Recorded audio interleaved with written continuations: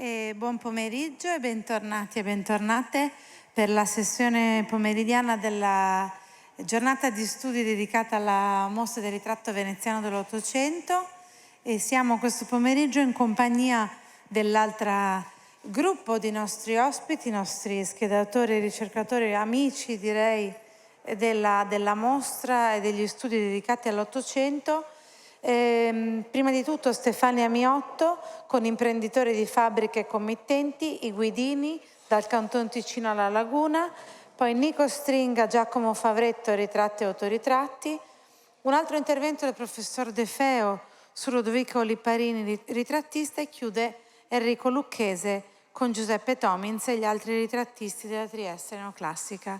Quindi lascio la parola e la postazione a Stefania Miotto, che ringrazio non solo per oggi ma anche per le schede in catalogo e per tutte le informazioni che ci ha dato lungo tutti i mesi della mostra. Grazie. Allora, buon pomeriggio, ringrazio i curatori di questa opportunità. Io sono un'insegnante di lettere nella scuola secondaria di primo grado, abito a Sacile, e mi occupo, quando è possibile, di ricerca storico-artistica, e ho incrociato per la prima volta i Guidini studiando gli ultimi conti Polcenigo. Polcenigo è un borgo piedemontano liventino, e districarsi nella genealogia dei Guidini non è stato facile, e quindi vi chiedo fin d'ora scusa se vi ammorberò con alcune genealogie, ma insomma mi sembravano necessarie per cercare di capire insomma la presenza di questa famiglia. E comincio, la prendo alla larga, ma insomma in modo abbastanza veloce. La prendo un po' alla larga. Rapporti di lunga data, estesi progressivamente dal settore militare a quello economico, culturale e artistico, legano il Canton Ticino e Venezia a partire dal XV secolo. Nell'economia di questo contributo mi permetto soltanto di citare alcuni nomi, con particolare riferimento all'ambito architettonico. Nomi peraltro molto noti. È ampiamente indagato il ruolo, ad esempio, dei Lombardo di Carona. Giunti a Venezia alla metà del 400 hanno lasciato tracce indelebili nell'architettura e nella scultura rinascimentale della Laguna. Qui ne avete a titolo di esempio Santa Maria dei Miracoli, ma provenivano dal Canton Ticino anche i Contin di Lugano, padre e figlio, autori di Palazzo Barbarigo della Terrazza sul Canal Grande e del Ponte dei Sospiri. Venivano dal Ticino anche Antonio Giuseppe Sardi di Morcote, ai quali vanno riferite le chiese di Santa Maria del Giglio e degli Scalzi, e Domenico Rossi di Morcote, nipote di Sardi, di cui dobbiamo la facciata settecentesca di San Stae e la chiesa dei Gesuiti. Molti ticinesi hanno fatto poi la storia dello stucco nella città lagunare, altri sono stati abili pittori e decoratori, come nel caso ad esempio di alcuni rappresentanti della famiglia Pelli di Aranno, che sono stati pittori di scene teatrali. E la presenza ticinese si è radiata anche in terraferma. Grazie, volevo esentarti, ma la presenza ticinese si è radiata anche in terraferma. La scultura in pietra del Rinascimento nella regione friulana è quasi esclusivo prodotto di lapicidi provenienti dalla Lombardia e dal Ticino. E c'è stata negli ultimi anni una ripresa degli studi, e le opere di Giovanni Antonio Pilacorte e di Carlo da Carona, di cui vedete qui due esempi, sono oggetto di un recente progetto di catalogazione promosso dalla Società Filologica Friulana, di cui faccio parte, e progetto che proseguirà poi con Bernardino da Bissone.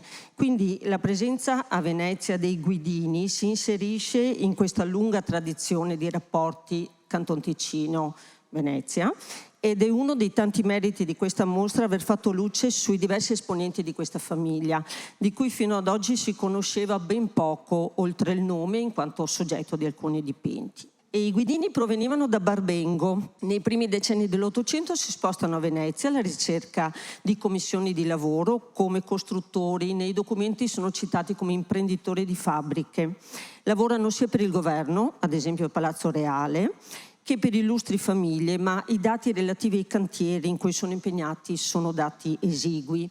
Acquisiscono una buona posizione sociale, frequentano l'Accademia di Belle Arti, acquistano case, entrano a far parte di confraternite religiose, mantengono però forti legami con il paese di origine dove possedevano beni immobili. Anche nelle seconde generazioni continuano a prescegliere in Ticino le proprie mogli. L'insediamento a Venezia è legato alla presenza di due fratelli, Giuseppe Antonio, che è nato nel 1755, e Pietro Francesco 1757. Da quest'ultimo discende l'unico esponente dei Guidini che era già noto ben oltre l'ambito locale, questo Augusto Guidini, ultimo di 5 figli di Pietro. Pietro sappiamo che è attivo a Venezia. Invece di Augusto non abbiamo particolari legami con la città, è attivo prevalentemente a Milano in progetti privati e commissioni pubbliche, si alterna fra la Lombardia e Lugano. È architetto urbanista, membro della commissione conservatrice dei monumenti di Milano, sovrintendente ai restauri della Basilica di Sant'Ambrogio, membro della giuria per la nuova facciata del Duomo di Milano nel 1886. Nel 2016 l'Università della Svizzera Italiana di Mendrisio gli ha dedicato un corposo volume di studi, pubblicando numerosi disegni e progetti, tra cui questo che vedete di una loggia reale in Piazza Duomo a Milano, poi non realizzato, mentre l'altro è un edificio scolastico a Lugano. Questo è l'unico Guidini di cui si sapeva già. Adesso vediamo chi sono gli altri, quelli che trovarono fortuna a Venezia. E partiamo da questo, la famiglia del costruttore Giovanni Battista Guidini, con casa in Calle del Traghetto San Tomà, famiglia ritratta da Leonardo Gavagnin, uno dei quadri presenti qui in mostra. È un dipinto giocato sul muto colloquio di sguardi, dai toni caldi, insomma, usati per l'interno di questo raffinato salotto. È databile alla metà del secolo. Il padre Giovanni Battista Guidini, seduto a un tavolo riccamente intagliato, è intento al suo lavoro di progettista, e rivolge lo sguardo al figlio Carlo Pietro, che presenta orgoglioso il suo disegno, accompagnato dalla mamma Teresa Braida, proveniente dal Canton Ticino, che indica insomma con dolcezza il lavoro. Pittore e committente, Leonardo Gavagnin e Giovanni Battista Guidini senior si conoscevano sin dagli anni dell'Accademia, avevano frequentato l'Accademia di Belle Arti e nel 1831 il ticinese si aggiudicava il secondo accessit per il disegno dagli ordini architettonici e il pittore veneziano il primo accessit per il disegno dal nudo aggruppato e il terzo per quello dal nudo semplice. Quindi probabilmente a questa conoscenza ancora degli anni giovanili, insomma, dobbiamo la commissione di questo dipinto in cui dimostrare il proprio status sociale acquisito. A sua volta il figlio Carlo Pietro, che qui vediamo ancora bambino, mostrare insomma un po' timoroso il suo disegno, seguirà le orme del padre. Infatti le fonti successive ce lo dicono: svizzero, domiciliato a Venezia, architetto premiato dalla nostra Accademia di Belle Arti, plastico industria e coltissimo in tutto quello che ha rapporto con l'arte di fabbricare. E sappiamo anche che ottenne col cemento magnifici bassorilievi, quindi costruttore e anche decoratore, e quindi nella genealogia lo vediamo poi insomma formare famiglia. Il Giovanni Battista Guidini ingegnere è il figlio, quello che chiameremo insomma Giovanni Battista Junior, e a sua volta Carlo Pietro, che qui vedete adulto ormai con la moglie, ha prescelto nel 1873 Giacomo Favretto per farsi ritrarre in questa istantanea familiare d'interno che è giocata altrettanto sugli sguardi e su queste meravigliose tonalità fra il rosato e il verde salvia. Insomma, nel dipinto c'è Carlo Pietro con la moglie Adele Luccardi, anche lei di provenienza ticinese, il primogenito, ovvero il futuro ingegnere Giovanni Battista Junior, insomma chiamiamo Guidini, che era nato nel 1865, mentre la ragazzina in veste blu con la colomba è la sorella Teresa Guidini, che era nata l'anno successivo. Anche qui un gioco di sguardi, teneri e assorti quelli dei genitori e curiosi verso il pittore e verso di noi, i due bambini. Forse però ripensavo in questi giorni quella colomba e quello sguardo assorto e non proprio allegro del padre, e fa pensare a una presenza-assenza, perché nel 1869 era nato un altro figlio, Giulio, e è mancato poi l'anno successivo, e forse quella colomba non è solo simbolo di tenerezza, forse è anche questo bambino insomma perduto e che quindi non poteva essere presente nel quadro. Non c'è la colomba, il bozzetto di che anno è? Precedente. Potrebbe essere, insomma, così un pensiero che ho fatto, ma perché di questo bambino Giulio poi vi devo dire qualcos'altro, insomma, di questo nome che ritorna in famiglia. Guidini, oltre alla loro casa veneziana in Calle del Traghetto Sant'Omà, erano soliti risiedere anche a Villa Guidini, oggi chiamata ancora Villa Guidini Zero Branco, che diventa di proprietà della famiglia a metà dell'Ottocento, viene acquistata dalla famiglia Dente, una famiglia di mercanti, e poi è passata all'Associazione Combattenti e Reduci di Venezia, e oggi di proprietà comunale. E se andate a Zero Branco, altra traccia dei Guidini la trovate sia nel cimitero, dove sono sepolti e dove ci sono i loro nomi. Qui vedete sia Teresa Braida, che era stata raffigurata da Gavagnin, che l'ingegner Giovanni Battista Guidini, il bambino del quadro di Favretto, ma all'interno di una cappella nel parco privato della villa, oggi il parco è pubblico, c'è anche questa lapide, e questa lapide è stata una piccola sorpresa, perché questo Giulio Guidini, il nome si ripete anche per un figlio successivo, non è nel quadro di Favretto perché nasce nel 76, 3 anni dopo. È stato un pittore, giovane pittore, in fiorente giovinezza all'arte rapito, cioè prematuramente scomparso nel 1899. Quindi una famiglia sì di costruttori, frequentavano l'Accademia di Belle Arti, ma questo era una promessa dell'arte di cui non sappiamo quasi nulla. Sappiamo soltanto ad oggi che nel dicembre del 98 aveva esposto un dipinto dal titolo Fiore di Serra al concorso per il legato Marangoni a Udine, e che poi purtroppo è mancato qualche mese dopo. E proprietario di entrambi i quadri al momento della mostra del 23 era l'ingegnere Giovanni Battista Guidini, e forse è stato proprio grazie a questa esposizione che poi ha deciso, per disposizione testamentaria, di lasciare alle gallerie dell'Accademia di Venezia tutti i quadri e le cose artistiche contenute nella Casa di Venezia e nella Villa di Zero Branco. Forse anche prove artistiche del giovane fratello mancato prematuramente. Però non sappiamo altro di questi dipinti, perché con regio decreto il 17 luglio 1931 si accetta il legato Guidini alle Gallerie di Venezia limitatamente i 2 dipinti, quello di Leonardo Gavagnin e quello di Favretto, appunto, e che poi è stato dato in deposito a Capesaro, quindi sono entrambi quadri, insomma, adesso di proprietà pubblica. L'ingegnere Giovanni Battista Guidini è morto il 29 gennaio del 31 e a luglio il decreto ha permesso la citazione di questi 2 dipinti. Degli altri però nulla sappiamo. Alla mostra del 23 era presente però anche un altro dipinto, un terzo quadro di autore ignoto, dal titolo La famiglia Guidini, e il quadro era all'epoca di proprietà della contessa Giuseppina Guidini Polcenigo. E questo dipinto non è stato rintracciato, e io ho fatto un paio di ipotesi occupandomi da lungo tempo di questi ultimi Polcenigo. Allora potrebbe, questo quadro, se era di proprietà della contessa Giuseppina, potrebbe aver raffigurato forse il nucleo familiare dell'avo paterno, anche lui Giovanni Battista, e districarsi nelle genealogie è stato difficile perché, come vedete, i nomi si ripetono e si incrociano, e quindi è stato abbastanza complicato. Allora potrebbe essere Giovanni Battista di Pietro Guidini, nato a Barbengo nel 1785, e di cui sappiamo dal necrologio che giunse a Venezia giovanetto col padre, seguendo nelle orme uno si rese dei nostri più reputati imprenditori di fabbriche, da cui insomma ho pensato al titolo di questa breve relazione. E anche la moglie Giuseppina Vanoni, sposata nel 1814 a Lugano, proveniva dalla Svizzera.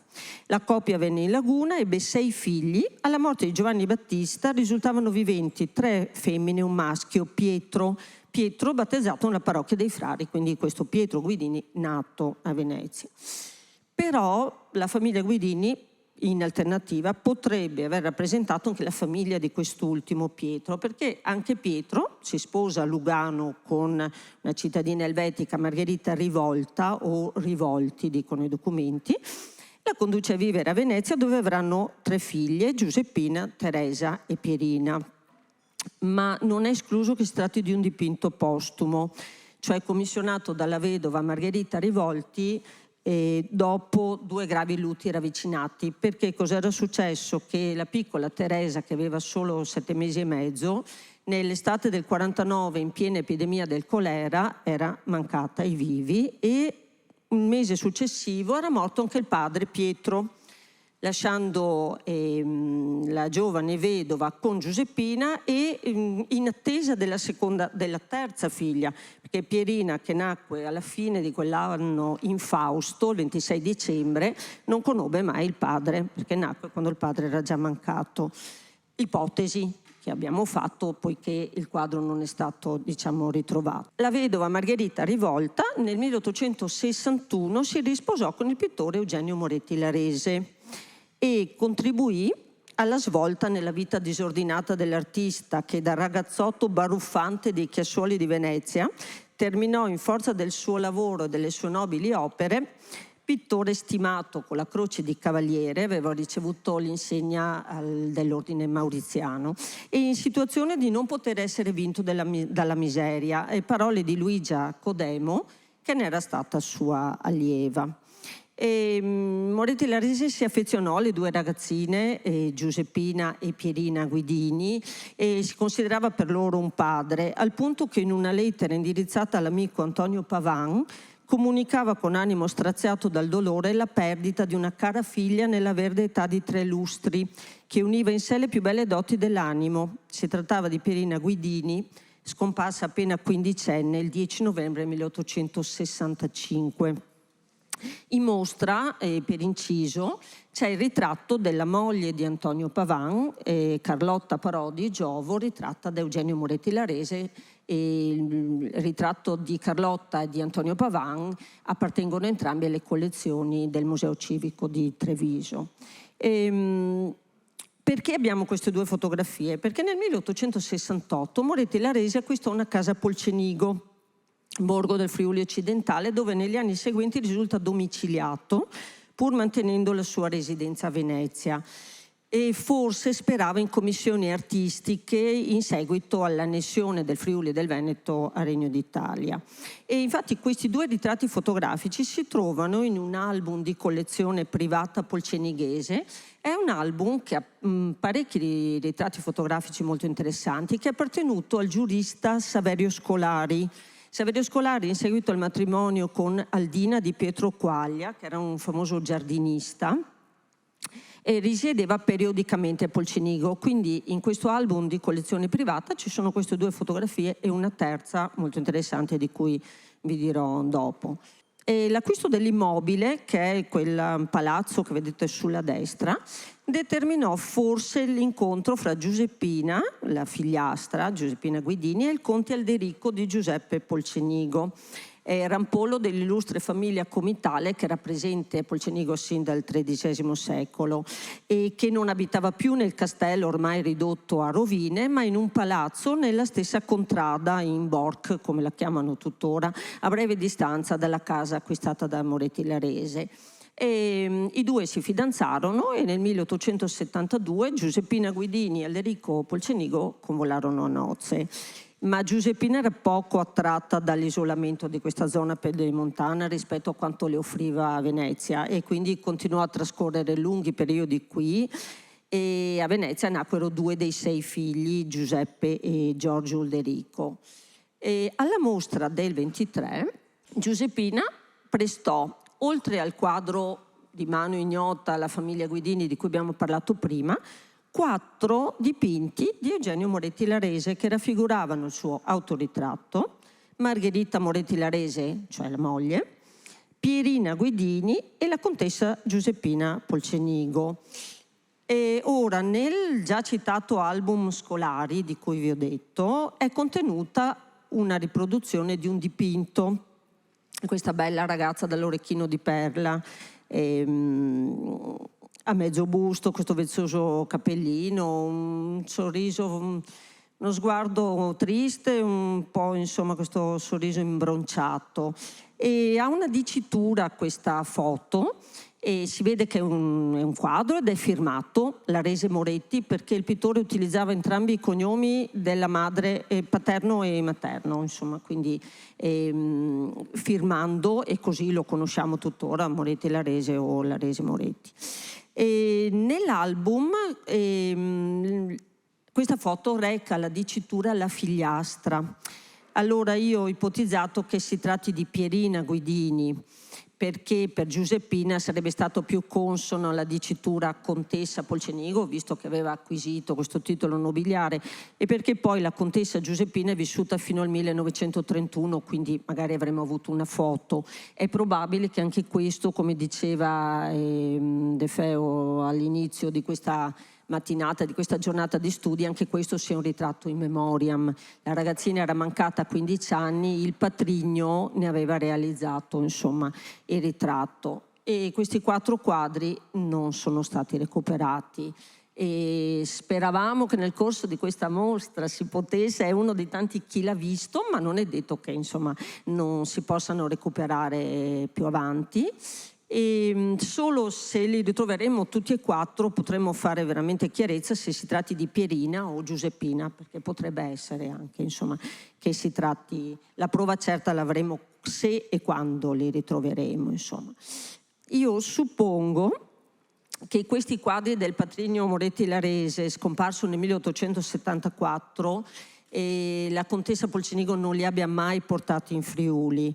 E anche dopo che la madre Margherita aveva lasciato i vivi a sua volta nel 1899, la contessa li conservò con ogni probabilità nel palazzo che aveva ereditato da Pietro Guidini, perché Pietro Guidini è il proprietario del palazzo nel Sestiere di San Polo, numero civico 2368, di cui ho faticosamente rintracciato questa proprietà, non è stato facile, che oggi è parzialmente occupato dalla Fondazione Bruzzane. Oppure i quadri erano conservati nell'altra casa con orto e studio del pittore, da pittore di Moretti Larese, in Calle del Cristo, Sestiere di Santa Croce, di cui la contessa era ugualmente erede, essendo, insomma, l'unica discendente, per quanto, insomma, figliastra. E in aggiunta a quelli esposti alla mostra del 23, in questa collezione della Contessa Polcenigo vi era anche il ritratto dell'architetto Giovanni Battista Guidini, che vedete lì anche se la riproduzione è molto deteriorata, trisavolo costruttore con tanto di progetti e preventivo sul tavolo, e opera del pittore goriziano Giuseppe Tomins o Tomins, anche questo di ignota collocazione.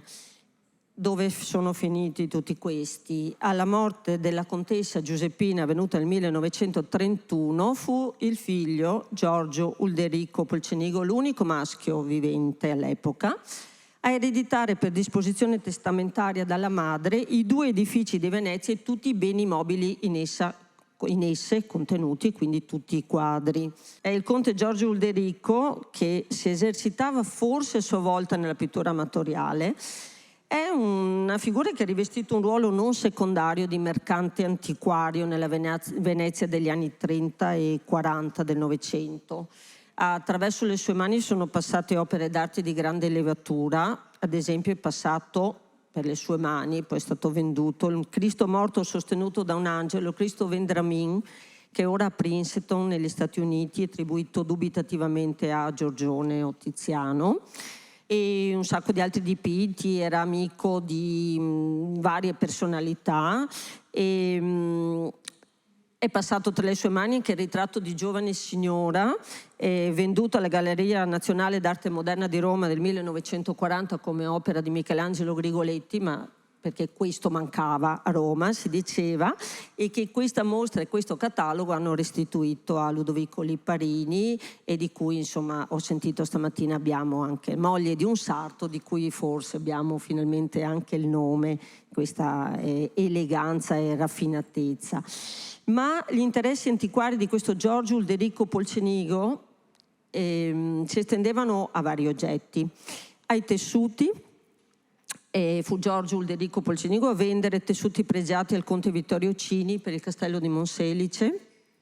Agli arredi, nel 1938 vendette al comune di Ferrara un tavolo a 6 cassetti di manifattura dell'Italia settentrionale risalenti al XVI-XVII secolo, e 2 sedie frattine mobili destinati all'arredo signorile della palazzina Marfisa d'Este, che nello stesso anno veniva aperta al pubblico, e tramite di questi acquisti era stato Nino Barbantini che, per ricreare l'aspetto rinascimentale della dimora, aveva attinto all'ambiente antiquariale veneziano. Quindi insomma i rapporti tra queste personalità, diciamo, erano notevoli. Giorgio Ulderico fa parte di questa categoria di mercanti, amatori, un po' anche trafficoni, ecco, che hanno avuto tra le mani anche opere di particolare importanza. E con il conte Giorgio Ulderico Polcenigo, mancato ai vivi in solitudine, dicono le fonti, nel 1953, è avvenuta la dispersione dell'eredità di Giuseppina Guidini Polcenigo, perché già nel 1935 il palazzo veneziano, frazionato in 2 parti, era passato ad altri proprietari, italiani, e poi oggi è Fondazione Bruzzane una parte. E la sorte è toccata anche ai quadri di famiglia, che ad oggi sono irreperibili, non sappiamo dove siano, li stiamo cercando ma non sappiamo. Insomma, in parte questa relazione è una storia di dispersioni, anche se con la speranza, insomma, di qualche ritrovamento, di qualche recupero. Però vorrei chiudere invece con un quadro sempre legato alla contessa Polcenigo, che a Venezia è tornato. Rappresenta Margherita Polcenigo. Margherita era sorella del conte Giorgio Ulderico, nata nel 1878, e più avanti sposa del commerciante veneziano Antonio Guadagnini. Il quadro è stato donato dal figlio Eugenio Guadagnini a Capesaro nel 1988. Eugenio Guadagnini viveva a Milano e per disposizione testamentaria l'ha lasciato a Capesaro. Il pittore Mariano Fortuni, e questa vaporosità già ci conduce, insomma, in pieno al secolo breve, è stato a lungo nei depositi, ma oggi è esposto al Museo Fortuni. È un'opera firmata e datata alla gentilissima signora contessa Giuseppina Polcenigo, quindi madre, Giuseppina nata Guidini, Venezia 1900. A riprova che questa consuetudine di committenza tra i discendenti Guidini e i pittori più affermati in città era continuata anche all'alba del nuovo secolo. Grazie.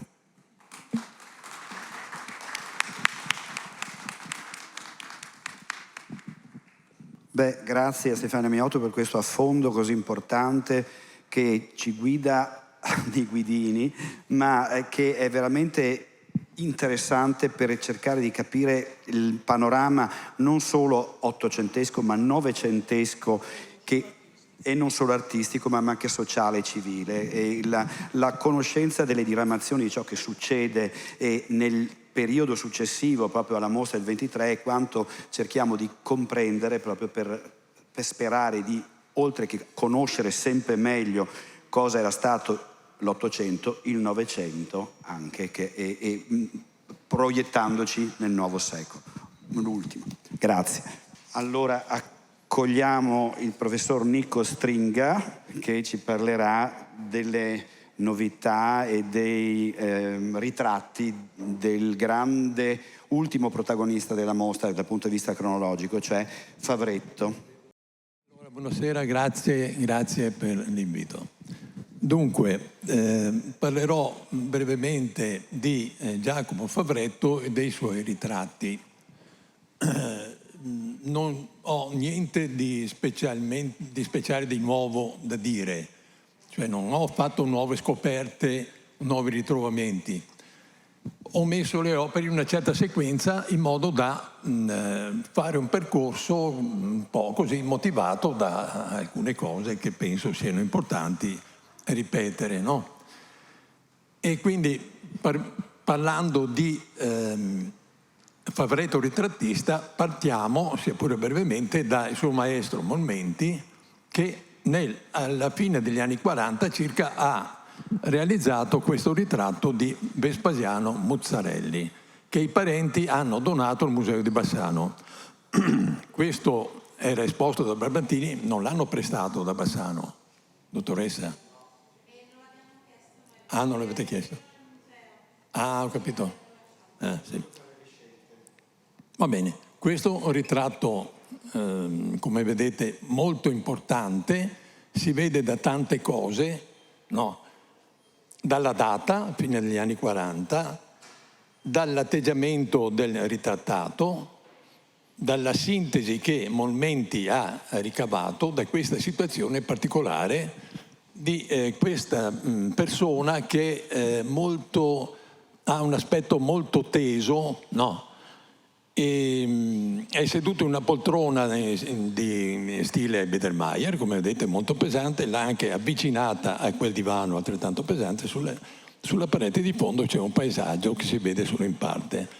Questo Vespasiano Muzzarelli, in quelle circostanze, verso il fine degli anni 40, ha fatto pubblicare a pagamento sulla Gazzetta di Venezia un avviso che sua figlia era guarita, si era ristabilita da una grave malattia. Quindi adesso ho perso, poi, ma se qualcuno vuole controllare, se riguarda le Gazzette di Venezia dal 45 al 50, troverà senz'altro questo particolare, che mi ha fatto pensare che questa persona si fosse fatto fare un ritratto in quel momento particolarmente critico della sua famiglia, ma comunque come vedete, Molmenti dipinge così. Quindi Favretto in effetti è erede di Molmenti più che di Grigoletti, ha un'attenzione, adesso vediamo, anche lui molto particolare per questi interni.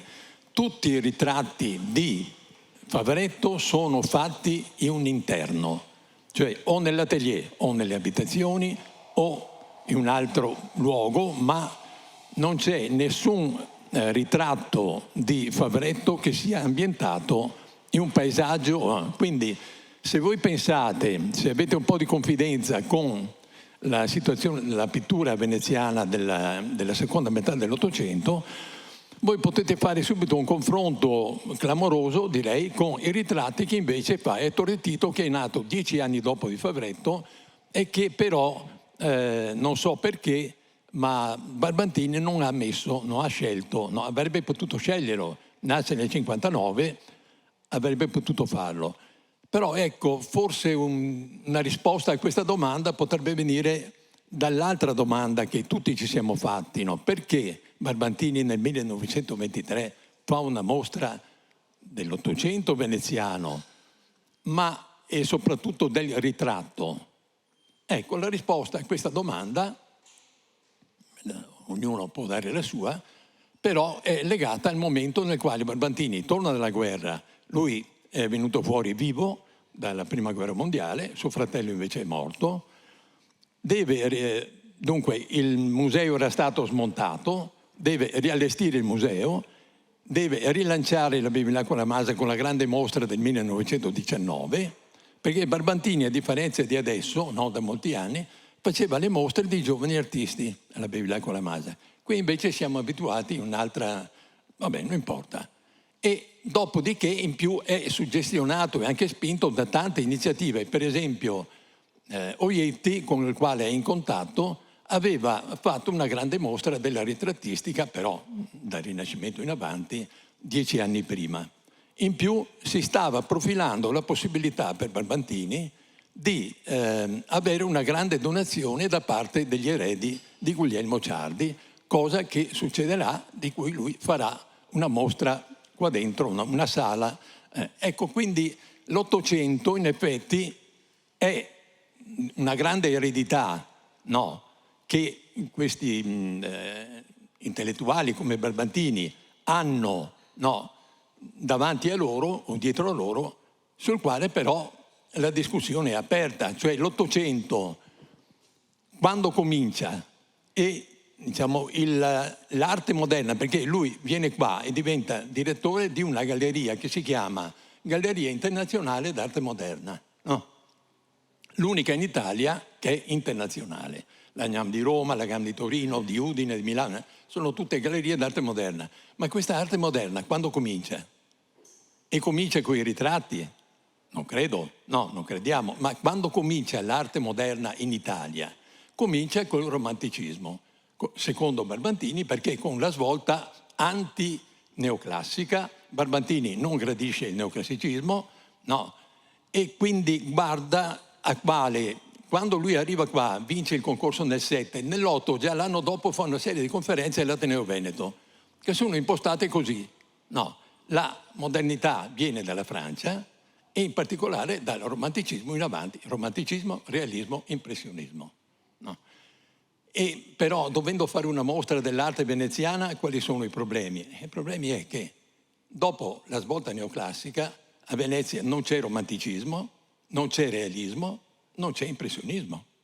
Non c'è neanche, a dire la verità, divisionismo, perché il divisionismo ha una piccola, proprio così, scia molto tardiva qui a Venezia, con Chittarini a Treviso, con Voltolini. E quindi la scelta probabilmente del ritratto è una scelta che riguarda un settore dell'attività pittorica, nella quale anche gli artisti sono stati costretti ad andare direttamente all'argomento, cioè al volto, alla persona fisica, quindi alla figura intera, ma quasi sempre invece una parte della figura, nella quale, dunque, nella ritrattistica appunto non c'è tutto quel sovraccarico di storia, di pseudo-romanticismo, di contorno, che c'è invece nella pittura veneziana della prima metà dell'Ottocento. E quindi qual è il pittore, secondo voi, che lui predilige nel catalogo la sequenza, anche voi l'avete fatto, nel catalogo del 23 la sequenza in ordine alfabetico, però il suo pittore prediletto è Favretto, perché almeno ha tentato di uscire da quella forma accademica che è una bestia nera per Barbantini, ed è venuto fuori con una sua personalità. Dopo, in effetti, Barbantini è come se ammettesse Favretto è stato un impressionista mancato, perché non ha colto l'importanza della pittura, come fanno gli impressionisti, non solo en plein air, ma soprattutto con l'uso dei colori complementari.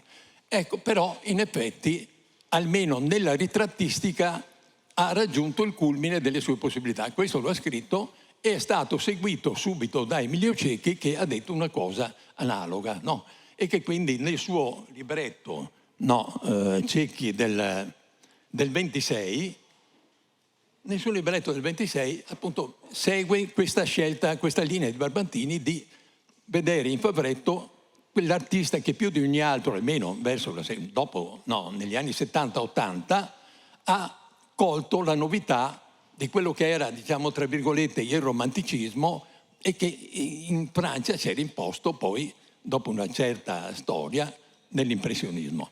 Barbantini, come mi diceva sua figlia un giorno al telefono, ogni tanto le telefonavo, la dottoressa Carla, che l'anno prossimo faremo suonare le campane, compie 100 anni, quando io le dicevo, ma dottoressa, ma però la collezione di suo padre, no, mi fermava, mio padre non è mai stato collezionista, però un'amarezza sì ce l'aveva, che non era mai riuscito a comprare un Renoir. Insomma, grazie. Il Renoir, a dire la verità, non l'aveva neanche qui, nel museo, perché i Renoir non sono arrivati.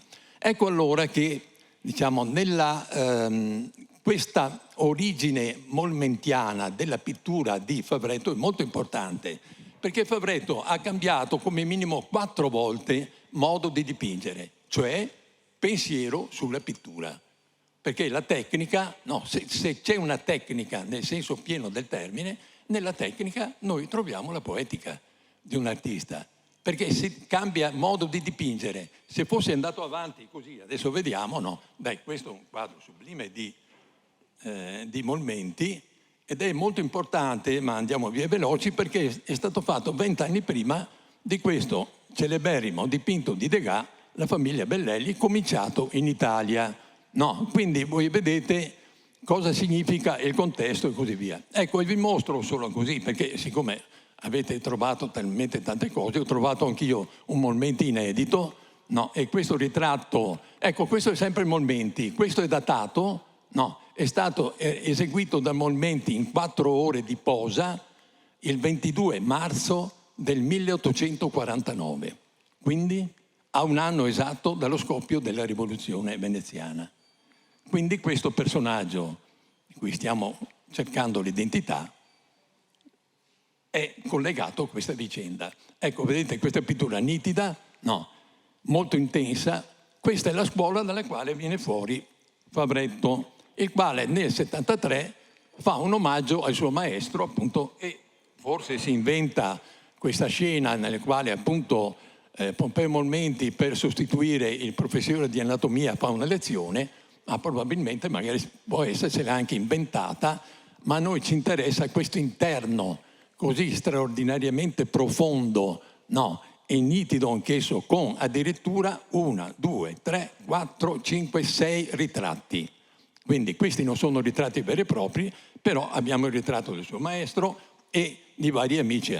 Il primo seduto sulla sinistra è Antonio Zanetti, è uno dei suoi principali mecenati, perché è quello Zanetti che è erede alla lontana degli Anton Maria Zanetti, zio e nipote, che Enrico qua conosce molto bene, perché ha pubblicato un libro straordinario su di loro, il quale nella divisione dell'eredità ha rinunciato alle ricchezze e ai denari con i suoi cugini per tenere quella piccola parte, no, che era rimasta della dispersione della straordinaria collezione che gli Zanetti avevano. Questo Zanetti, tra l'altro, è proprietario del palazzo Bragadin, poi Zanetti, poi Fabretto, che si trova di là, dopo pochi passi, e dove appunto Fabretto passa una parte della sua esistenza prima ancora di acquistarlo. Quando sarà arricchito, Fabretto compra il palazzo.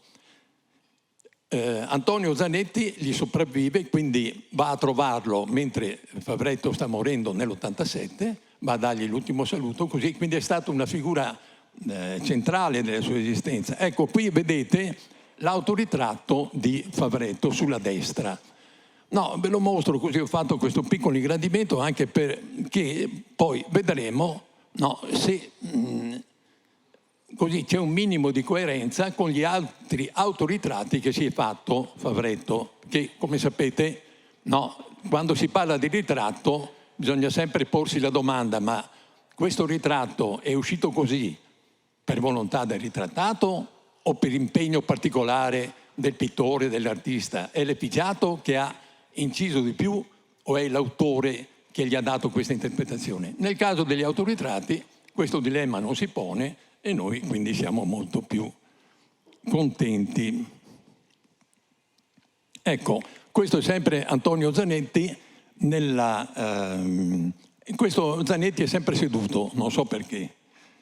E qui addirittura però c'è un appunto di Fabretto, questo è un disegno, sempre un ritratto di Zanetti nella sua casa di Stra. Siamo sempre nel 73, nel momento della lezione di accademia. Ecco, questo è il palazzo. Ecco, dentro questo palazzo Fabretto ha realizzato alcuni dei suoi capolavori che sono grandi. No, questo duplice ritratto del padre e della sorella è grande come una A4, è grande così. Eccolo qua, pochissimo più grande così. Quindi qui siamo veramente, qui c'è del miracoloso, e appena questi ritratti, questi quadretti, evidentemente di ascendenza fiamminga, però tradotti in italiano in modo meraviglioso, no? Hanno colpito talmente anche Emilio Cecchi, che stava studiando anche l'Ottocento. Quando sono rientrati dalla Germania nel passaggio da Giovanelli ad altro collezionista, ha pubblicato subito un articolo bellissimo, no, sulla vita d'arte, dove parla proprio di questi. Qui vedete abbiamo il padre e la sorella. La madre di Fabretto, che è morta dopo di lui, 6 mesi circa, non l'ha mai ritratta, e questo è molto strano. Potrebbe trattarsi di un dipinto disperso, non lo so. Comunque abbiamo il padre, che è una figura molto importante, perché lui continuerà a fare ritratti del padre, e dopo vedremo fino a che punto. E questi mobili, qui siamo dentro a Palazzo Fabretto, Bragadin, Zanetti. Questi mobili, come vedete, sono dei mobili dove ha messo le mani molto probabilmente anche suo padre, che non era un falegname come si è ripetuto molte volte, no? Falegname, ma non era un marangon, con tutto il rispetto di marangoni ovviamente, che sono fondamentali per questa città e per tutto il mondo. Anche adesso trovarlo un falegname ogni tanto. Sì. No, era un falegname rimessaio, come si legge nei documenti familiari dello stato di famiglia all'archivio storico del comune. No? Cioè era un impiallacciatore, era un falegname molto specializzato, perché l'impiallacciatore non decide soltanto lo spessore del legno, decide anche il colore, la forma, può aggiungere, può togliere, no? Quindi, non so se avete capito, volevo quasi trascinarvi nel farvi pensare che anche suo padre era un po' pittore, essendo un falegname rimessaio, no? E questi mobili sono proprio giusti, diciamo, di questa temperie, no? Quando suo padre più giovane, che aveva magari come lo schienale del divano che vedete è impiallacciato. Ecco, questi 3 quadretti, appunto del formato A4, questo è un altro dopo il viaggio, sono probabilmente inventati. No, suo padre non credo che facesse tanti viaggi e che tornasse, no, come falegname rimessaio, ad aprire quella specie di, no, portagioie, non so cosa avrà comprato, dei gioielli per sua moglie e per la figlia, non lo so. Comunque questa, diciamo, tradizione per cui erano poverissimi si può un po' anche rettificare, nel senso che almeno la dignità che Favretto conferisce a questi ambienti familiari è di straordinaria purezza, direi. E anche una partita agli scacchi, vedete c'è sempre il padre e c'è, si dice almeno dalle spalle, Antonio Zanetti. Ecco, dunque, qual è il problema di Favretto? Il problema di Favretto è di uscire ovviamente dal modo di dipingere, dal tipo di pitture che faceva suo maestro. No? Qui non è questione di angoscia, no, dell'imitazione, come ha detto Harold Bloom. Harold Bloom in un suo libro. No, è spontaneo per un artista, no? Fa parte del suo processo, sta maturando, ha finito l'accademia, parte per la sua strada, però vedete anche in questo ritratto, almeno presunto, del fratello di Guglielmo Ciardi, si vede la matrice naturalista fiamminga con questo uomo dallo sguardo molto vivace che in compagnia di Bacco e Tabacco manca Venere, come vediamo, ma non si sa mai, no? C'è questa situazione così non del terzetto allegro, poi ecco, quando però già nel 73 Favretto fa questo grande ritratto a grandezza naturale, diciamo, di questa famiglia di cui abbiamo già sentito tutto, che vedete è come tutti gli altri ritratti, anche quelli ambientali, è la famiglia è ritratta dentro uno spazio proprio quasi completamente ricoperto da stoffe, dal pavimento, no, da quel cuscino, dai vestiti molto particolari. Tra l'altro qui ho trovato questa vecchia foto dove si vede meglio che il bambino ha un vestito da ussaro, no, con tutti quei particolari delle fibbie che ci sono qui sul davanti. Adesso magari mi pare che si è scurito sempre di più, no, questo nero sta prevalendo, ma si può vedere tutta l'intensità di questo insieme è proprio il ritratto. Non a caso questo dipinto è finito nella copertina per esempio di un famoso libro di 2 francesi che hanno scritto questo volume sulla famiglia nell'Ottocento. No, è giusto, c'è una famiglia borghese, ovviamente anche alto borghese, di questo tipo. Il bambino è proprio incastrato dentro nel nero, no, nero su nero nel vestito del padre, e c'è questo contrasto. Poi raffinatezza estrema, va bene, l'avete appena visto. Ecco, questi sono i particolari. Ecco, una delle segnali della svolta di Favretto rispetto a Molmenti è questo, no? La scuola di pittura, dove la pittura, come vedete, la stesura diventa opaca, no? Sembra proprio che qui in questo caso rinunci all'uso delle velature, ma questo magari lo domanderò dopo a Giovanni Soccol, e che quindi sembra una pittura magra, arsa quasi, no? Molto asciutta, che dà l'idea di una nuova modernità. Non più appunto la pittura che simula fino in fondo la bellezza del vestito, ma che ci dà qualcosa di molto diverso, no? E quindi questo è uno dei tanti dipinti, tra bozzetti e dipinti, che Fabretto ha fatto su questa scena che si svolge, come vedete, la modella era sempre, non c'è la modella nuda in posa nell'Accademia di Venezia fino ai primi del Novecento, e quindi anche gli altri dipinti che ha fatto sono tutti con la modella vestita. E è stato anche il primo, diremo, assieme a Camarano, a svolgere, a effettuare questa tematica molto importante degli interni dell'Accademia. Ecco, adesso noi dobbiamo andare avanti in gran velocità. Queste, per esempio, già abbiamo visto due tipi di pittura, una diversa dall'altro, la ritrattistica borghese, no? E invece la svolta qui un dipinto che sceglie lui di fare, non più di committenza, e che quindi dove può essere più libero di esprimersi con una maniera pittorica tutto sua. Ecco, l'altra maniera poi che emerge nella seconda metà degli anni 70 è questa sua maniera più tipica e più famosa, cioè quello che viene definito lo sfarfallio, la frammentazione della stesura pittorica con una pittura timbrica molto vivace, no? Non ha mai, diciamo, né inteso probabilmente né gli è interessato a Fabretto, no, sperimentare i colori complementari.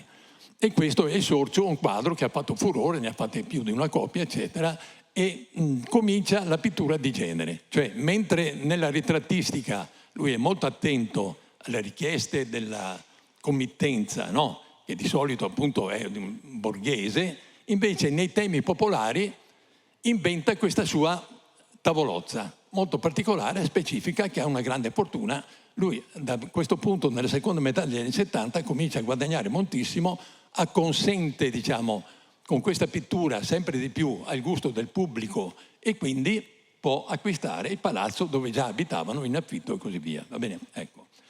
E, cioè fa quella che il nostro amico, appunto, che Emilio Cecchi ha chiamato la cattiva scelta. No? Cioè, purtroppo, dice Cecchi, dopo questo successo ha messo in atto, e finisce così il capitolo, no, dedicato anche a Fabretto, dove parla poco. Se abbiamo tempo vi leggerò quella paginetta, però gli dà una frustata finale micidiale. È la cattiva scelta di Fabretto che lo ha portato fuori strada. Però adesso vedremo, in questo intervento è fatto apposta per smentire questa cosa, però ovviamente sia Cecchi che Barbantini non conoscevano le opere che adesso vedremo, con le quali, ritratti coi quali Fabretto ha fatto un'altra svolta e un'altra scelta, no? E adesso vedremo, appunto. Comunque questi sono i dipinti più noti, più famosi, che vanno a ruba. Beh, questo in sartoria, vedete, è un dipinto che, se avesse messo facciamo così un'ipotesi, un'unica figura, no, dentro a questo quadro, con quella parte sinistra, con quei tessuti, sarebbe un capolavoro della pittura europea. Però ci vuole molto pubblico, no? Dentro i suoi quadri lui introduce sempre troppi elementi, questi di pittura, diciamo così, popolare, tra virgolette, o comunque pittura di genere, trasformando però con questa vivacità, questa ricchezza, tutta la pittura di genere che l'aveva preceduto, da Antonio Rota e Eugenio Bosa. Ecco, e anche qua, vedete, questo è un quadro, no, di una venditrice di uccelli. Queste gabbiette che sono, no, traforate, che danno questa tonalità in marron omogenea, sono disturbate, direi, da quel rosso, no, che non ha niente a che fare con quel marrone dominante, quel tono. Ecco, se non ci fosse, io ho fatto le prove, ho fatto Photoshop, l'ho tirata via quella figura. Sì, perché quello è un quadro spaziale, perché cosa hanno queste gabbiette? Hanno in particolare, sono traforate, hanno uno spazio interno e quindi hanno una profondità meravigliosa. Quel rosso interrompe questa... ma comunque questi sono i quadri migliori di tutta una serie che ha fatto sulla pittura di genere con queste popolane. Ecco, allora passiamo agli autoritratti. Come vi ho detto, è una scelta. Gli autoritratti a volte non si sa cosa dire, perché questo è un disegno, secondo la tradizione, no, di Fabretto molto giovane, non so, mi domando se fossimo a carnevale, forse si è appiccicato un paio di baffi, o se no, oppure si è fatto troppo giovane per quei baffoni.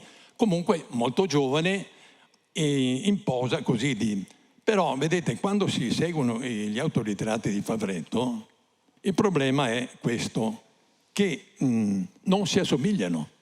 Questo è un autoritratto famoso che è stato pubblicato dappertutto, con dedica a un amico, Salviati, quindi non è Salviati, perché molte volte uno ci si potrebbe anche sbagliare, perché lui faceva le dediche anche, diciamo, quando faceva un ritratto di un amico.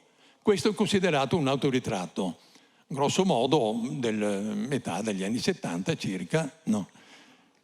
Molto piacevole, così non assomiglia per niente agli altri autoritratti e neanche alle fotografie che conosciamo. Ecco, per fortuna questo autoritratto è stato scoperto da Barbantini, no, negli anni 20 in seguito alla mostra, lo ha fatto acquistare dal comune per poco prezzo per il museo ed è un autoritratto di cui non conosciamo la data, però siamo un po' più avanti degli altri, saremo magari verso la fine del 70, primi 80. C'era venuto il dubbio quella volta quando abbiamo predisposto le schede, no, per una mostra a Treviso, se fosse un autoritratto dopo l'intervento che aveva avuto all'occhio destro, quando gli era stato inserito un occhio di vetro, perché in effetti è un autoritratto molto aspro, no? A parte la superficie che, come vedete, è quasi raschiata, no, con una... e poi si è messo davanti proprio allo specchio in un modo quasi disumano, no? Perché fare un autoritratto così? Comunque, guardate, una cosa è semplice: se questo non l'avesse trovato Barbantini negli anni 20 e fatto comprare, sapendo da dove veniva, dalla famiglia facilmente, e fosse saltato fuori nel 46, nel 47, nel 48, no, sarebbe stato il problema solo a chi lo affidiamo questo autoritratto così quasi espressionista. Al giovane San Tommaso, al giovane Vedova, al giovane Pizzinato, al giovane Breddo. No, questo è un quadro strepitoso, perché, come vedete, ha cambiato modo di dipingere, non solo ha cambiato se stesso.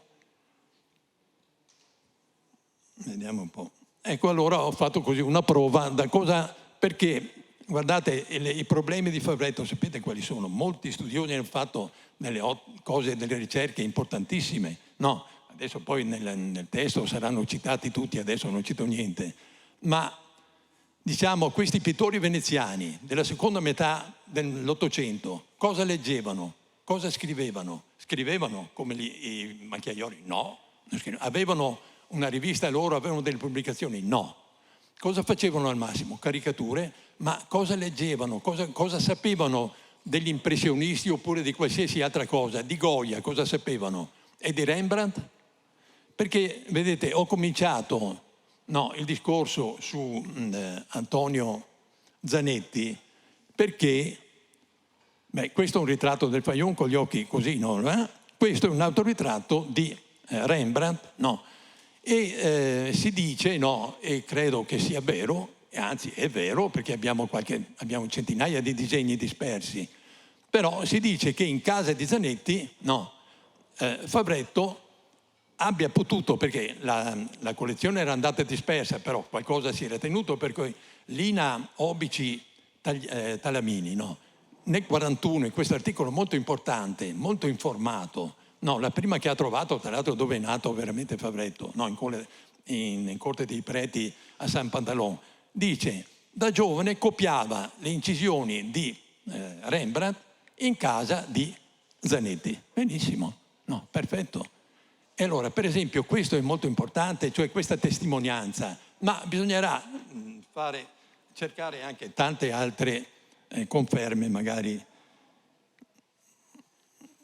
Ecco, e anche per esempio, questo è l'autoritratto con le mani sui capelli di Courbet, della fine degli anni 40. Ecco, per esempio, cosa sapevano qua di Courbet? Cioè, come avrebbero potuto conoscere? Ma però illustrati parliamo, di immagini, quando la fotografia è ancora ai primordi, fine anni 40, quindi non è facile trovare. Ecco, quindi ho così provato a fare una piccola sequenza per divertirci. Ecco, questa invece è la signora che poi, dunque, Barbatini la compra come signora, no? Poi la parente, che è del 79 perché è datata, il 9 è chiaro secondo me. Io ho provato con la pila di sopra i giorni scorsi con mia moglie sperando che essendo... No, però giustamente in guardasala ci ha rimproverato e gli sta bene anche mia moglie, visto che, vabbè, sì, benissimo. Però questo è filmato, è datato 1879. No? E allora si sono dette tante cose. E è interessante che anche Terisio Pignati si sia espresso su questo dipinto, no? Negli anni 50. Però guardate, dopo leggerete o conoscete già tutto, stiamo parlando così. Però a me sembra che questo ritratto sia importante proprio perché non dice niente. Cioè quella figura, quel volto è totalmente inespressivo. È più espressivo l'orologio che c'è dietro. No, questo è un dipinto straordinario secondo me per questo motivo. Vedete, come sta, per esempio, ancora nel 79 è obbligato a fare un ritratto a una signora, no? Forse una parente, va bene, quello che è. E quindi la fa con tutti i crismi imparato da momenti, no? Però c'è questo senso di alienazione in questo spazio ristretto, costipato, no? Tra oggetti e figura che è qualcosa di straordinario, però può essere una bestemmia. Invece tutt'altra espressività e tutt'altra tecnica, no. Nella Amia Rosa, Amia zia di parte materna, no? Non Amia come scrivono, da Amita in latino, quindi l'accento resta sdrucciolo, va bene? Questo è un dipinto super, perché anche questo è opaco, è forse rosa, non so, ha la cupo rosa questa signora qua, no, la cupo rosa, va bene. Comunque vedete la pittura monocroma, cioè sta acquisendo questa consapevolezza che è nella pittura monocroma che può dare un altro contributo molto diverso da quello che ha dato con la pittura timbrica che ha fatto nei generi popolari. Vedete come cambia, per esempio, no? Quando ha una gentile signora da ritrarre, della quale ha il massimo rispetto così, allora no, fa una pittura di questo tipo qua, monocromo, severo, asciutto, così. Quando invece fa i quadri popolari è diverso. Adesso andiamo avanti, magari più veloci. Ecco, cominciano invece i ritratti e quindi ecco, volevo mostrarvi per concludere questa sequenza di ritratti che sono tutti amici, no? Quindi tutti maschi, sono questi amici che fanno anche le feste, vanno a Palestrina, si spingono, si fotografano, eccetera, e li fa tutti in studio, ovviamente come, ripeto, tutti i suoi ritratti, però sono tutti sul monocromo, molto severi, dentro molto spesso verso l'oscurità, quindi con dipinti che non so se si sono oscurati.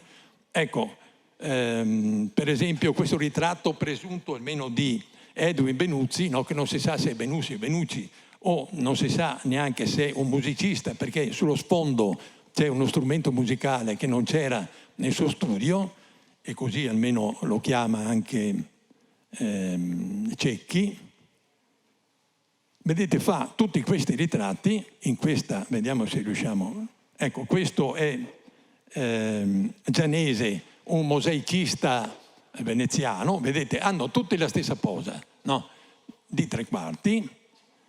E questo invece è il ritratto di Enrico Piucco. Qui finalmente abbiamo anche è del museo, quindi abbiamo il colore.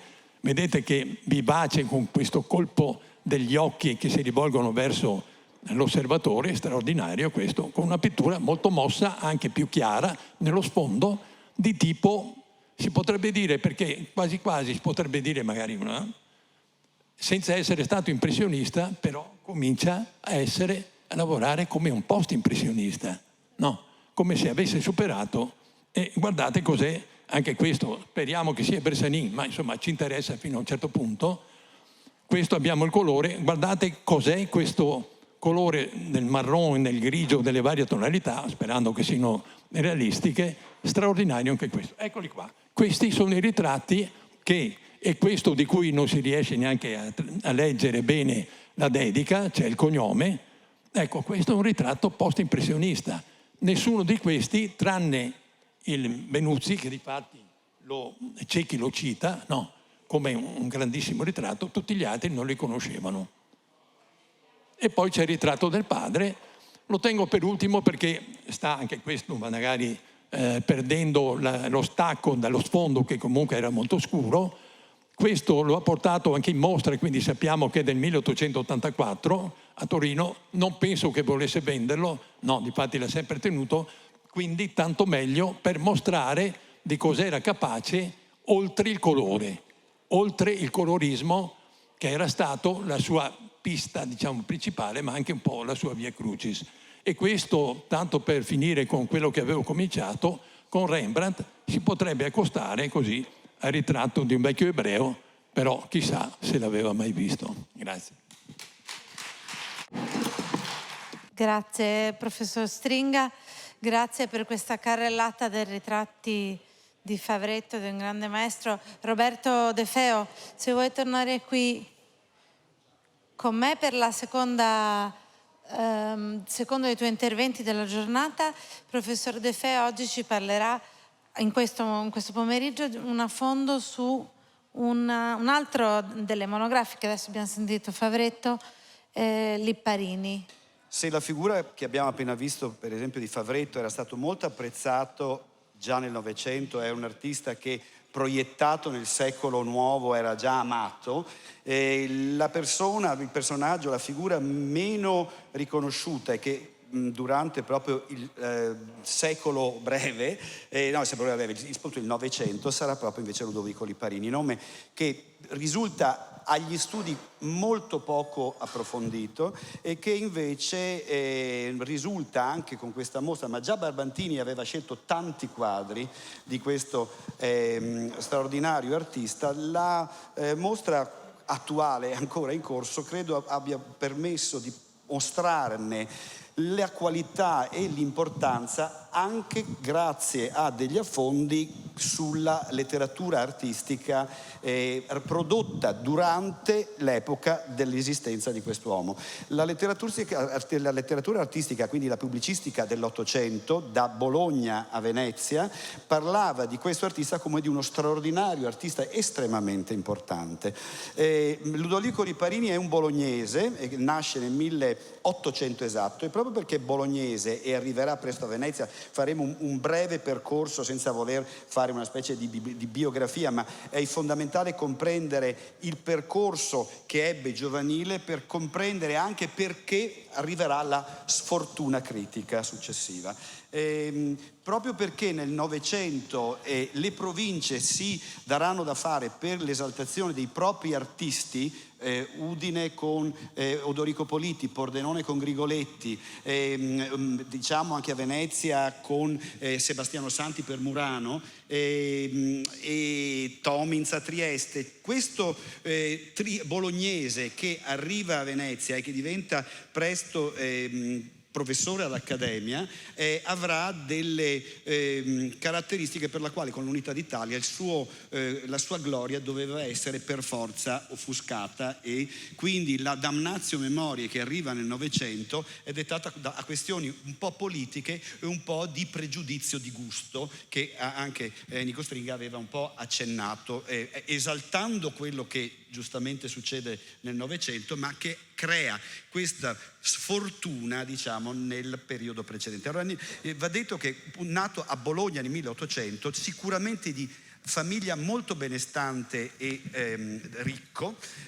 ricco perché se a 17 anni può permettersi di venire a studiare all'Accademia di Venezia no, questo è Canova, è il ritratto di Canova, ma dopo ve lo faccio vedere perché il nostro Lipparini viene a studiare con il liberale Cozza, inizia a studiare con Teodoro Matteini, con il quale poi si intreccerà il rapporto in famiglia, ma prende subito casa a Palazzo Morolin, cioè un palazzo sul Canale Grande, di cui diventerà presto proprietario di tutto il piano nobile, cosa che non è per i giovani artisti che siamo abituati un po' a conoscere.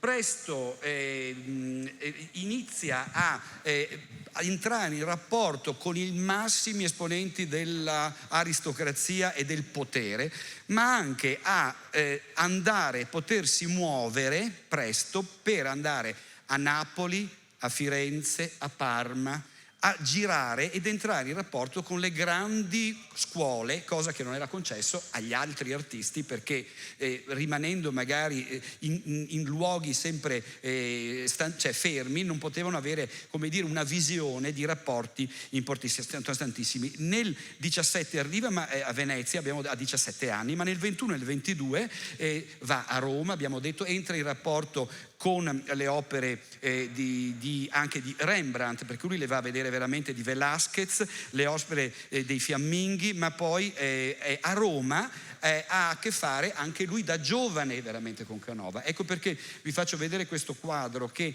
è una copia di un quadro di Lawrence, che però è anonimo e si sa dalle fonti che giovanissimo aveva fatto 2 copie di quadri di questo quadro, tanto che era stato estremamente apprezzata una di queste 2 copie. Era di proprietà di Vallardi. Come da giovanissimo viene a fare anche il ritratto anche di un papa, cioè la possibilità di accedere ad alti livelli è una cosa che sicuramente gli ha permesso di entrare poi in rapporto sempre di più con delle realtà veneziane e bolognesi.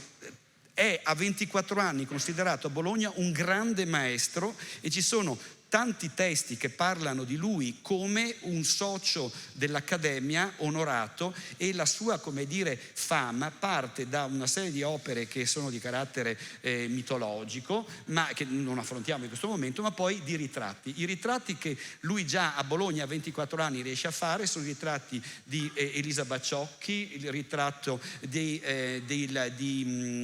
figlia e del figlio di Elisa Baciocchi. Farà poi a Napoli i ritratti dei grandi ufficiali dell'esercito austriaco, quindi dei governanti. Riuscire a fare già a 24 anni, 23 anni i ritratti del potere vuole dire che quest'uomo aveva decisamente delle porte aperte che poi rimbalzeranno a Venezia. Possiamo andare avanti? Ecco, che cosa vi faccio vedere? Vi faccio vedere un po' di quadri che sono le cose che vanno un po' cronologicamente segnate nel mondo della pubblicistica, di quanto questo, appunto, per esempio il ritratto di Giuseppe Barbieri, di cui nella collezione veneziana Treves esiste una seconda versione, la prima è andata perduta ma esiste l'incisione che viene poi recuperata per i testi di queste opere scelte in questa pubblicazione edita a Milano in anni successivi, ma ci fa capire come questo personaggio già negli anni 22-23, cioè a 22-23 anni, poteva accedere a contatti di alta qualità. E volendo andare avanti, perché cerco di essere un po' rapido, vi faccio vedere come il conte Cicognara dipinto, questa è la terza versione, ne fece 3, quella in centro, e cioè quella di Ferrara, era stato inciso anche e quindi già in questi anni, siamo appunto nel 30, perché questo è nel 30, ma quello era del 24, quello che abbiamo adesso in mostra. Ne furono fatte 2 versioni, ma nel 24 già aveva realizzato il ritratto, ne esiste solo l'incisione, non abbiamo ancora ritrovato, di Antonio Basoli, ritratto del 23, che è professore dell'Accademia di Bologna, che ci fa vedere questo approccio che avevo già accennato stamattina, dell'approccio cinematografico, di essere distratto, no, dal lavoro e chiamato, quello che abbiamo visto anche nella famiglia Guidini, che è quindi una conseguenza di questa scuola che a sua volta parte da Battoni. Quindi c'è una continuità anche veneziana, bolognese, classicista, che è questa parola classicista che si innesta poi nel concetto di accademia, quanto verrà criticata dalla fine dell'Ottocento e poi, come dire, proprio rifiutata come idea di arte nel Novecento, cosa che invece non era assolutamente all'epoca, tanto che la grande appunto committenza era questo che voleva. E possiamo anche andare avanti. Un altro dipinto che è nella stessa collezione veneziana, che probabilmente era stato esposto da Barbantini con un'attribuzione diversa. Ci manca nell'elenco dei quadri che sono stati esposti nel 23 l'autoritratto di Liparini. Non esiste un autoritratto di Liparini nella collezione Treves dalla quale proveniva, però c'è questo ritratto di giurista che è insieme ad un altro che vedremo, sempre nella stessa collezione, che potrebbe essere stato preso da Barbantini, o quantomeno segnato come ipoteticamente autoritratto di Liparini. Cosa non si sa che sia, certo che questa catenella e questa toga era quella dei giuristi. Ne abbiamo uno in mostra che è quello di collezione sacilese. Resta un mistero, comunque questo fa parte di quel nucleo. Fa parte di quel nucleo anche il quadro di Rossini, fece 3 versioni di Rossini, molto apprezzato. Questa è quella che appunto è qui a Venezia, da qui vengono tratte le incisioni, quindi la sua fama, e siamo nel 24, sono gli anni in cui poi realizzerà i ritratti anche del Conte Cicognara, e quindi entrerà in accademia con grande prestigio già da giovane come un maestro. E nel 24 sposa la figlia adottiva di Matteini, di cui abbiamo parlato stamattina, che lavorerà per certi suoi sfondi. Purtroppo noi conosciamo molto poco dei gruppi di famiglia e di quadri di Matteini. Io mi sono concentrato sui ritratti. La letteratura artistica coeva, cioè alla morte di Liparini, parla di 74 ritratti, se ne conoscevano veramente molto pochi. Sto cercando di ritrovarne e ricostruire il corpus, ma tutti quelli che vengono citati erano di persone di altissimo lignaggio e di altissimo, come dire, ruolo politico e sociale. L'aristocrazia si rivolgeva a Liparini. Il mondo del jet set andava da lui. Questo è importante per quando arriveremo a nominare il problema con Grigoletti, che invece aveva tutt'altro cotè, e che quando operava come ritrattista, dal libro dei conti si vedono, come dire, le poche lire austriache e i nomi delle persone che chiedevano a lui. Andiamo avanti, vi faccio vedere un disegno inedito che è il ritratto di Giuseppe Longhi, e probabilmente è la base di un'incisione non realizzata o di un dipinto, che ci fa vedere come lavorava anche a matita, diciamo su foglio. Sullo stesso gusto c'è di sopra, conservato nell'album Cicognara, il ritratto che Liparini fa all'amico Hayez, quando dal 18 al 20 vivono insieme. Possiamo andare avanti. Ecco, arriviamo al problema delle attribuzioni. Il problema di Liparini, e arriviamo a quanto io ogni tanto ho già accennato, è stato quello di non aver avuto la fortuna di aver avuto un paese, una città che si sia occupato della sua fortuna. Mentre Grigoletti a Pordenone ha un viale, una scuola, è la gloria della città ottocentesca, a Bologna di Liparini se ne erano perse le tracce, a Venezia c'erano altri nomi da ricordare, ma Liparini, quando muore nel 56, viene portato la bara sulla spalla da Moretti Larese, da Bello, da 4 importantissimi maestri, e dopo 15 anni all'Accademia gli allievi gli erigono un monumento. Cioè, se ti erigono un monumento dopo 15 anni, a ricordo della tua importanza, quando i gusti cambiano, quando le epoche mutano, vuol dire che il tuo ruolo è stato veramente importante anche per quanto riguarda l'insegnamento.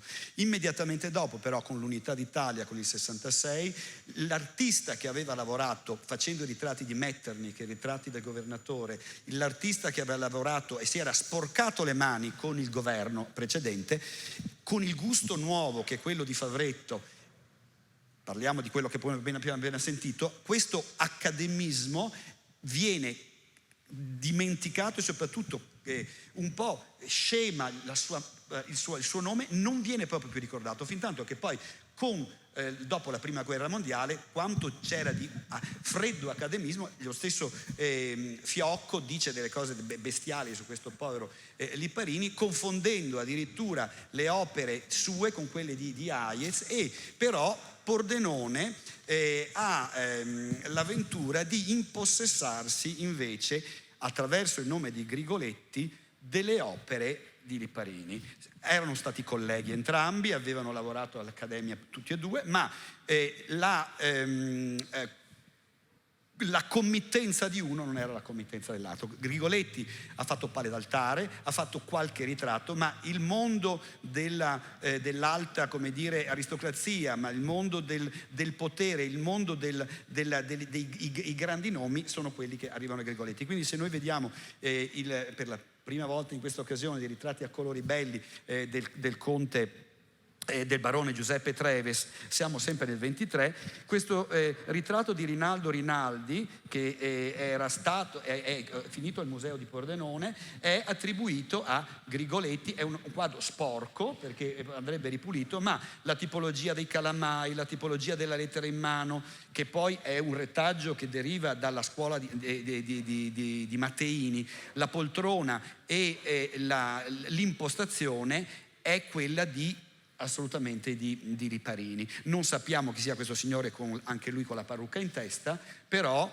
è una scoperta che ho fatto da poco e che merita anche qui di essere approfondito. Questo stesso discorso si fa per i quadri che adesso vi mostro di questo gentiluomo. Questi sono quadri che, se andate a vedere la monografia su Grigoletti, sono tutti quadri attribuiti a Grigoletti. Questi è il David Mauro Gonato confuso con il David Pesaro Mauro Gonato. Sappiamo che Lipparini aveva un corniciaio che lavorava per lui, e quindi tutte le cornici di Lipparini sono uguali. Non è l'unico corniciaio, cioè non è l'unico artista che si serve da questo corniciaio, però le cornici di tre tipi, parliamo degli ovulini alla francesina cosiddette, tutti qua, sì, le cornici originali di Lipparini hanno questa cornice. Quest'altro quadro era stato definito un personaggio triestino. Non vi sto a raccontare ogni volta cosa si è inventato su chi potesse essere questo le persone ritratte. Andando solo a cercare le date di nascita e di morte di quello che veniva proposto, non tornava assolutamente nulla. Questo è un quadro che io nomino anche in una scheda, l'ho messa a colori perché altrimenti è una finestrina al di sotto. Per tornare sempre alla questione Lipparini-Grigoletti, un ennesimo quadro attribuito a Grigoletti, veniva definito Pietro Bassani, perché c'è scritto dietro la cornice ritratto di Pietro Bassani degli anni 5 e mezzo, 1836. Nel 1836 c'è il libro dei conti di Grigoletti, non c'è nessun Bassani. Oltretutto c'era solo un signore di 60 anni che girava per Pordenone, che si chiamava Grigoletti. Ecco che diventa il nipote, perché siccome non poteva avere 60 anni, la letteratura si inventa che possa essere un nipote omonimo.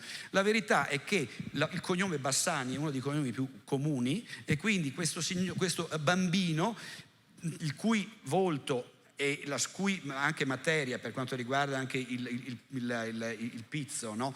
Rimanda, per il concetto dello sfondo, all'arte di Lipparini, non è nulla, è molto simile alle cose di Grigoletti, ma se non rientri in quel libro dei conti e la tipologia è uguale a quella di Lipparini, queste cose vanno riguardate con onestà e con volontà di riguardare, e soprattutto non scegliendo di dare attribuzioni per forza campanilistiche, perché mi è capitato di trattare problemi che sono territoriali, e a Udine qualsiasi quadro deve diventare di Odorico Politi, a Pordenone qualsiasi quadro deve di essere di Grigoletti. Non funziona così la storia, i quadri girano, i quadri si muovono, e ricordo che Grigoletti era nato a Rorai Grande, ma per 40 anni ha vissuto a Venezia e ha lavorato a Venezia, quindi i quadri che stanno a Pordenone non hanno per forza una realtà pordenonese. Un altro quadro attribuito già a Grigoletti, di cui si è perso le tracce, furono pubblicati nel 71 in una pubblicazione legata alla mostra che fu fatta a Pordenone. Questo dentista, questo sarebbe piaciuto a Cigolini, è un quadro che mi sembra, da quel che vedo nell'impronta lippariana, cioè se si può usare questo aggettivo, ma anche questo si spera di trovarlo, ma è una foto che è di un quadro che era a Sacile, in collezione sacilese non meglio identificata. Vado rapido. Vi faccio vedere allora quanto viene riportato dalle cronache dell'epoca, dalla letteratura. Si sa che aveva fatto il dipinto di questo Giacomo Filippa, di età di 11 anni, celebre suonatore di violino. Lodovico Panini dipinse, Canuti disegnò. Abbiamo solamente l'incisione, non abbiamo ancora ritrovato i dipinti, ma ripeto, 74 dipinti, io ne avrò rintracciati una trentina fino adesso. L'altro invece, tornando all'altro ritratto di questo gentiluomo con questa grande decorazione austriaca, stiamo cercando di capire che cosa sia questa gran croce di cavaliere. Certamente è un dignitario, probabilmente che ebbe un'onorificenza così importante. Si aspetta di ritrovare anche il soggetto. Purtroppo questa incisione, mentre questo ha il nome, questa non ha assolutamente ma siamo proprio in questo mondo, sì, meraviglioso. Torniamo indietro, per arrivare alla qualità e alla magniloquenza delle opere di Lipparini. Era noto che il cardinale Giacomo Giustiniani, già quando lui aveva 24 anni, era andato nel suo studio ad ammirare le sue opere. Attorno agli anni 30, cioè quando diventa cardinale di Sacra Romana, cardinale di Imola, era già vescovo, era Giustiniani, la famiglia Giustiniani Roma, diciamo una delle famiglie più importanti, era in odore di papato, poi viene bloccato dal Portogallo, era stato veramente uno che ha scalato le scale gerarchiche della Chiesa, tanto da diventare cardinale Camerlengo, responsabile delle fabbriche di San Pietro. Sono i committenti di Lipparini. Interessante la figura sullo sfondo della religione, quello di cui parlo nel saggio, cioè la figura che ormai incombe sopra le spalle del mondo, perché la nuova virtù è quella. Questa statua di Canova, che non verrà mai realizzata perché ed era un po' stata l'ossessione anche di Cicognara, è quanto però il cardinale vuole che sia, come dire, alle sue spalle. La posizione su un tavolo, la mano appoggiata, questa magniloquenza e questa anche altissima qualità sono cose che sono scoperte da fare, che partono da Venezia ma che non sono ancora note ai più, ed è invece il caso. Vi faccio notare bene quel colonnone, vi faccio notare la posizione, la grande sedia. Siamo negli anni 30, ma potremmo anche essere attorno al 35. Andando avanti arriviamo a vedere come Lipparini realizza questi personaggi di alto lignaggio negli anni avanzati, nel 43. Ho saltato tutto quello che riguarda l'aspetto orientalista di mondo greco, come i temi che non siano prettamente legati al ritratto. Lipparini realizza il maresciallo Augusto Federico Louis V.S. Marmont, l'abbiamo in mostra di sopra, era uno dei grandi marescialli di Francia, viveva a Venezia, le sue immagini vengono usate, i quadri di Liparini, con questi sfondi così romantici da un certo punto della vita, che sono molto probabilmente frutto della mano della moglie, di Annetta. Sono questi aspetti più romantici, più foschi, più proprio un po' drammatici, sono quanto si avvicina nella nuova era, andando avanti con gli anni, dal mondo interno, dal gusto un po'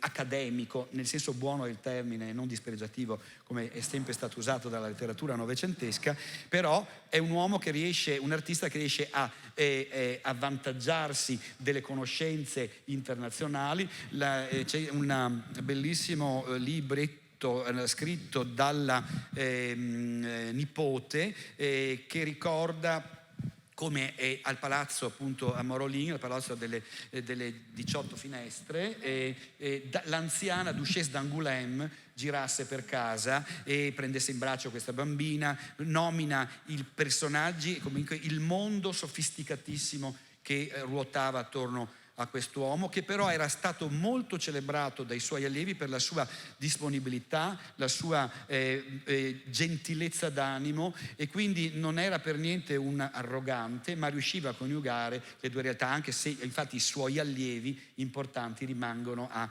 glorificarlo subito dopo, per 15 anni dopo la morte. Un altro dipinto che vi faccio vedere, che è comparso sul mercato antiquario, firmato e datato 1855. Vedete come il mondo sta diventando come più sempre procede anche Liparini, non è che per forza è rimasto l'irrigidito che abbiamo visto negli anni '20. Questo ritratto di John Twigg, che era un colonnello inglese, evidentemente è stato venduto anche per poco nel 2011. Sono quadri che ci aiutano a capire dei 74 cosa può essere stata l'evoluzione della proiezione. Questo è magnifico, decisamente. Sì, ma questi è la moglie. E la moglie, ed infine arriviamo ad un altro furto delle opere di Liparini, perché questo quadro che è sulla sinistra è un ritratto firmato e datato 1854, mi pare, 1854, cioè dopo che era morto nel 53 Aaron Isaac de Parente. Con Trieste Liparini aveva avuto a che fare, ma perché soprattutto Trieste aveva a che fare con Venezia.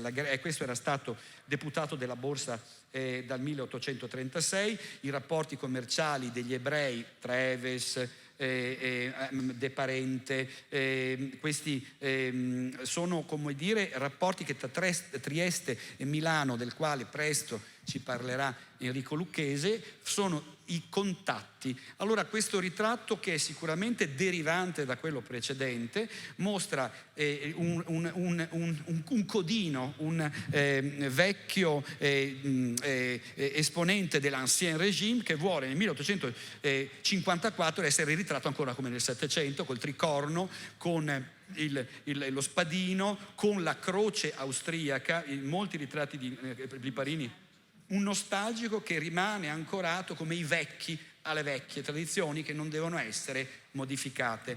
Liparini ne esegue questo ritratto per la borsa di Trieste e quindi recupera quanto era già stato fatto precedentemente, certamente da se stesso, cioè da un quadro che ora è stato comprato dalle gallerie di Gorizia e che però ha l'attribuzione a Tomins. È curioso che si possa credere che il professore dell'Accademia, il grande proprio maestro, si mettesse a copiare un pittore che non era neanche accademico, e soprattutto che facesse uno sfondo di una Trieste inventata dove non c'è nessuna corrispondenza nelle coste geografiche. La positura, l'appoggio del braccio sul tavolo, la ripresa cromatica dell'ultima fase di Matteini, che ha a che fare anche con il Biedermeier austriaco, riporta inequivocabilmente, compresa la cornice, ha certamente anche la corrispondenza con il quadro, che non si può pensare possa essere stato, come dire, che il nostro Liparini vada a copiare il giovane, e perché poi certamente la committenza prestigiosa di questi De Parente avrebbero voluto il nome del grande accademico. Quindi io mi fermo qua, vi ringrazio e lascio la parola alla mia amica.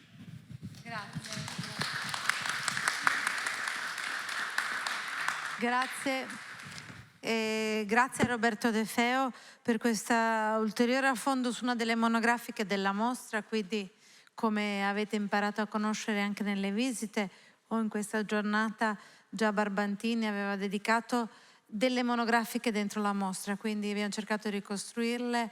Abbiamo parlato prima di Favretto, ma poi c'è Grigoletti, evidentemente Liparini, Hayez, e adesso per l'ultimo intervento di questa giornata di studi chiamo il professore Enrico Lucchese su Giuseppe Tomins e questo sguardo appunto della Trieste neoclassica, questo sguardo mitteleuropeo. Grazie anche del Cavaliere, ecco.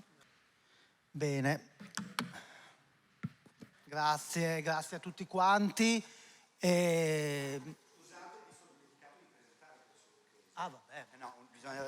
Cioè, ci siamo stati presentati tutti, il professor Lucchese, grande studioso di Settecento, professore di arte contemporanea a Santa Maria Capua Vetere, triestino di nascita, cosmopolita per professione, si definisce per necessità, è un grande studioso del Novecento, ma dal mio punto di vista è il più grande studioso del Settecento veneziano. Grazie. È troppo buono, Roberto, grazie. No, insomma, io sono con questo convegno stiamo tutti rischiando. Allora, grazie a tutti quanti. È necessario partire un'altra volta dalla mostra del 1923, dal catalogo. Questa è la pagina che è dedicata a Giuseppe Tomins, come è la pronuncia in sloveno, o Tomins, come lo chiamiamo noi triestini. La data di nascita è sbagliata perché nacque nel 1790 e morì non a Trieste ma a Gradiscuta di Zonzo, nel circondario di Gorizia, la sua città natale, adesso Slovenia. E come vedete, Barbantini portò 6 opere di Giuseppe Tomins, uso la pronuncia triestina, alla mostra. Di queste abbiamo, ecco, queste sono le opere che sono state trovate e portate, non tutte portate in mostra, ma sono state individuate. È interessante che nel racconto della storia, proprio il racconto della storia del ritratto veneziano dell'Ottocento, su cui anche Nico Stringa giustamente si è interrogato, appare un artista che tutto sommato con Venezia e con la pittura veneziana è un vero e proprio, mi posso permettere di dire, colpo alieno. Basta vedere il capolavoro che tutti potete vedere, no? La famiglia De Brucker, un dipinto che è per soggetto, per composizione, per colori, per spirito, è veramente diverso dagli altri esposti. Un dipinto che giustamente è stato analizzato con dovizia anche da Alessandro Quinzi nella monografia del 2011, Quinzi che è uno dei collaboratori di questa mostra, ed è interessante ricordare che Nino Barbantini ha in un certo senso con questa mostra riscoperto Giuseppe Tomins, perché nello stesso anno Luigi Rusconi, sul Piccolo, scriveva il primo vero grande articolo scientifico su questo pittore che, cito Quincy, pagina 62 della sua monografia, davanti al suo cavalletto non aveva paura di mettere levantini, lirici, dalmati, inglesi, tedescofoni, napoletani, lombardi, veneti e friulani, cristiani cattolici, protestanti, ortodossi, ebrei, musulmani, insomma, bonapartisti, lealisti, tutta quel, permettete l'espressione, melting pot che stava facendo la Trieste dell'epoca. La Trieste che era città di origine antica, l'antica Tergeste, dal 300 austriaca contro Venezia, e che dal 700, grazie a Carlo VI, era assieme a Fiume porto franco dell'impero, una città moderna che quanto la morte a Venezia, la vita a Trieste. Tra l'altro, oggi abbiamo parlato tanto di accademia ed è interessante notare che Tomins è un artista che l'accademia non l'ha frequentata. Esattamente, lui ha frequentato la scuola del nudo a Roma, che era una scuola legata al Papa, legata anche all'Accademia, ma non propriamente Accademia di San Luca, anche se quando si vende, diciamo, al pubblico triestino, lui dice di essere accademico, e così anche i suoi primi biografi lo dicono.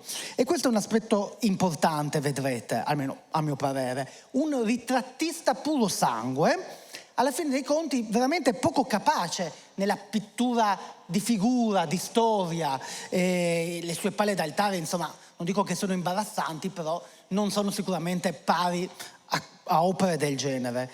Un artista che, come vedete, anche quando fa l'autoritratto, il famosissimo autoritratto del 1838 del Museo Revoltella, come voi sapete bene, questa opera stava nel bagno, nella ritirata del pittore. Chi andava a fare, insomma, le cose innominabili si trovava tête à tête con questo personaggio, il quale, come è stato ben individuato da Quincy, era un artista che non aveva alcuna difficoltà a utilizzare fonti visive diverse per realizzare composizioni che alla fine dei conti la sua formazione non gli permetteva, insomma, di compiere. Per esempio, nel cosiddetto ritratto di Giuseppe della Torre, cioè un militare che represse i moti bonapartisti a Napoli, vedete il Vesuvio,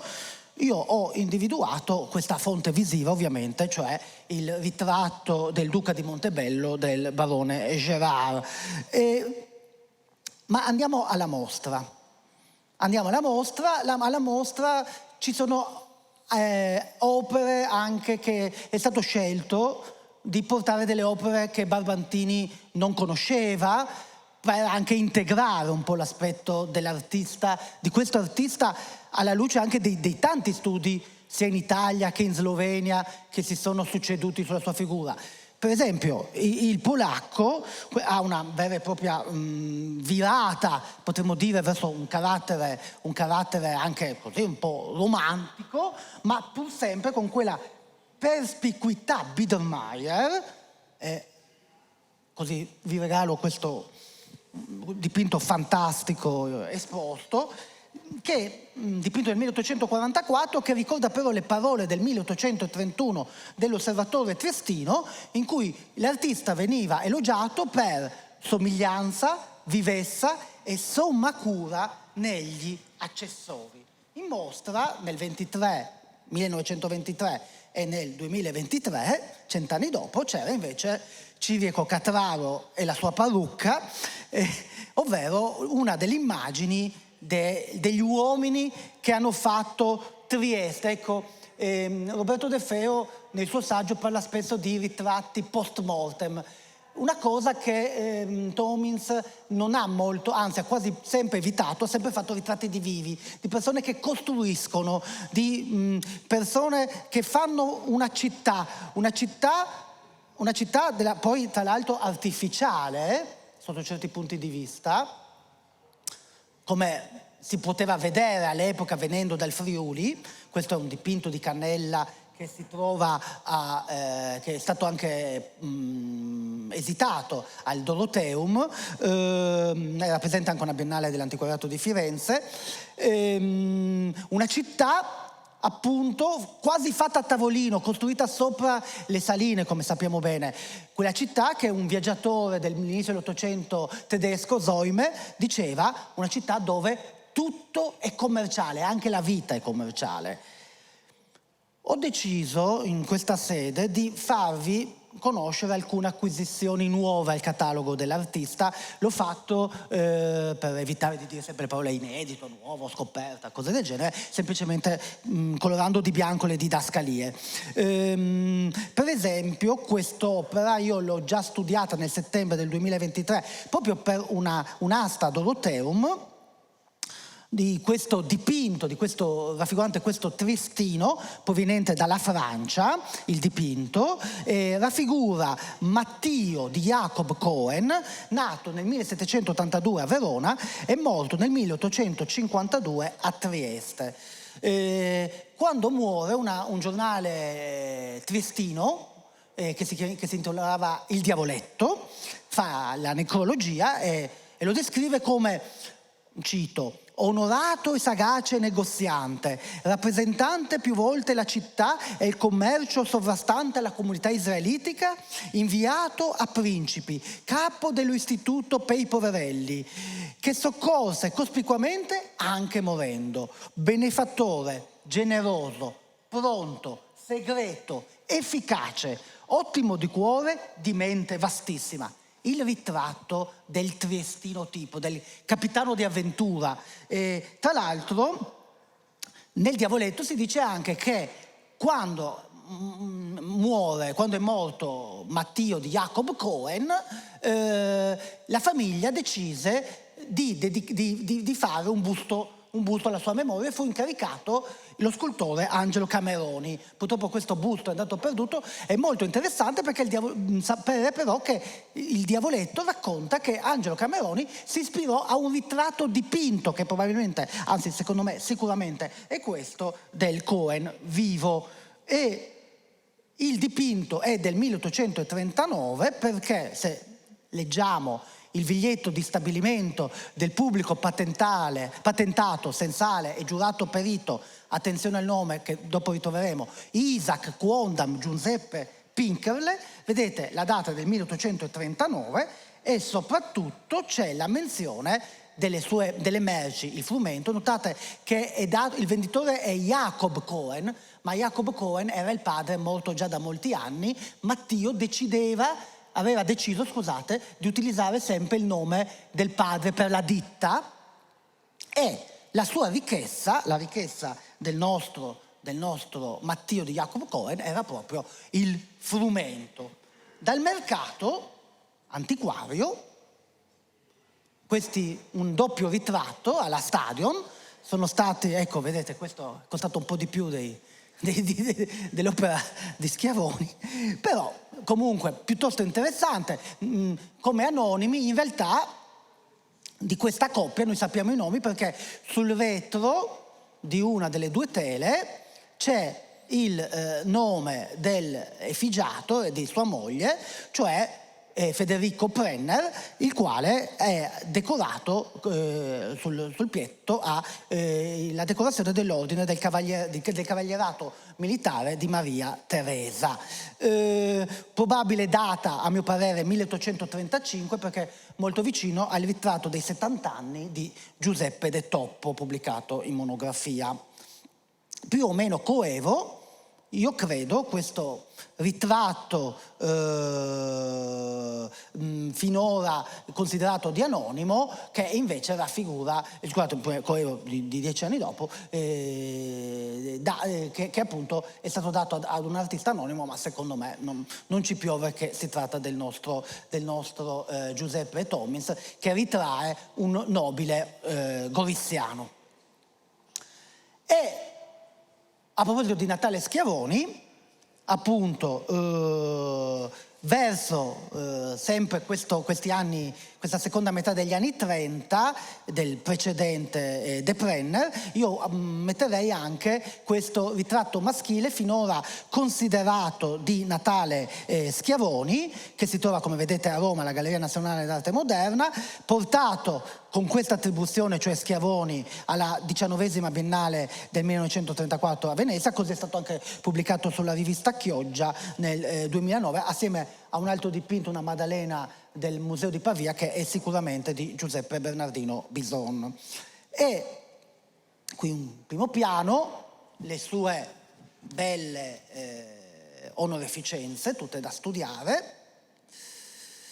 E ancora, anni 30, il dipinto dei 50 anni di Girolamo Luxardo, cioè l'inventore del famoso maraschino nel 1821, dipinto già attribuito a Francesco Hayes, già attribuito a Michelangelo Grigoletti, che io invece considero assolutamente di Giuseppe Tomis, credo che sarà Sandir, console, come c'è scritto sul cartiglio, dei Savoia in Dalmazia, carica ottenuta nel 1823, e anche dei Borbone, cioè carica ottenuta nel 1825. In realtà questo dipinto dovrebbe già essere pubblicato da un anno, ma gli studi dell'IRCI non sono ancora usciti, quindi ho deciso di presentarlo anche oggi. Vicino agli uomini di Trieste, le donne di Trieste, per un attimo l'avete vista, Carolina Hirn, 1830, sappiamo infatti tutto di lei, sul collo ha un gioiello proprio col suo monogramma, nubile dell'età di 18 anni, lei faceva parte della comunità serba, mentre un doppio ritratto, qui sì, il ritratto probabilmente di un defunto, ma in effigie, dipinto finora considerato del figlio di, cioè Augusto Tomins, pubblicato come tale. Io invece penso che siamo di fronte a un'opera dei primissimi anni 30 di Giuseppe Tomins.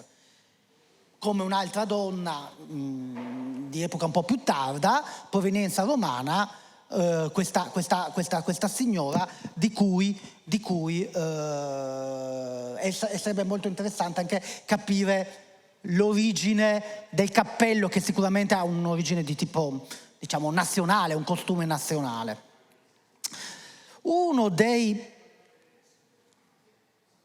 riflessioni, poi è stato il motivo per cui io ho partecipato a questa mostra, visto che sarei un settecentista, ma mi travesto ormai da contemporaneista, o tutti e due, è questo dipinto importante per la storia di Trieste, perché raffigura la famiglia dei più grandi spedizionieri triestini, che è la famiglia Parisi, un dipinto che possiamo datare ragionevolmente al 1850, perché raffigurano perché i due bambini, Francesco in braccio alla mamma è nato nel 1849, mentre la bambina Adele è nata nel 1847, quindi ragionevolmente possiamo dire che è del 1850 circa.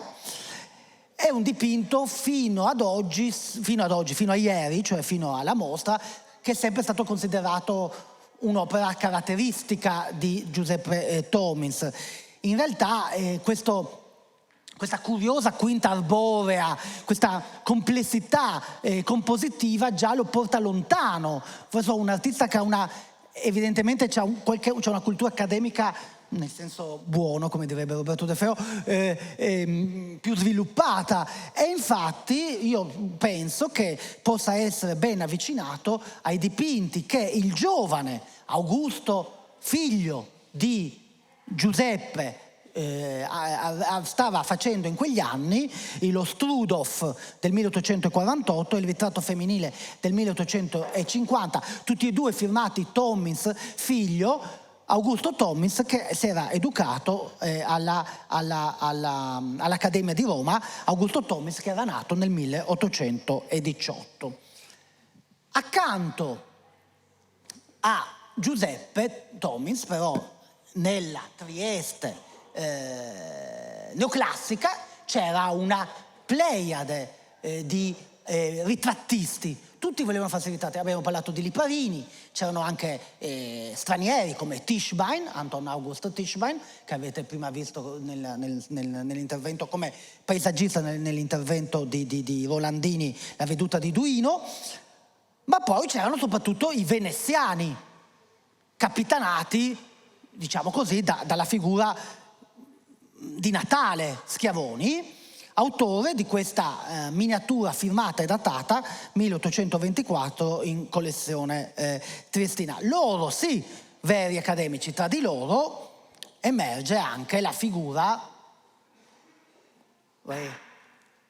di Placido Fabris.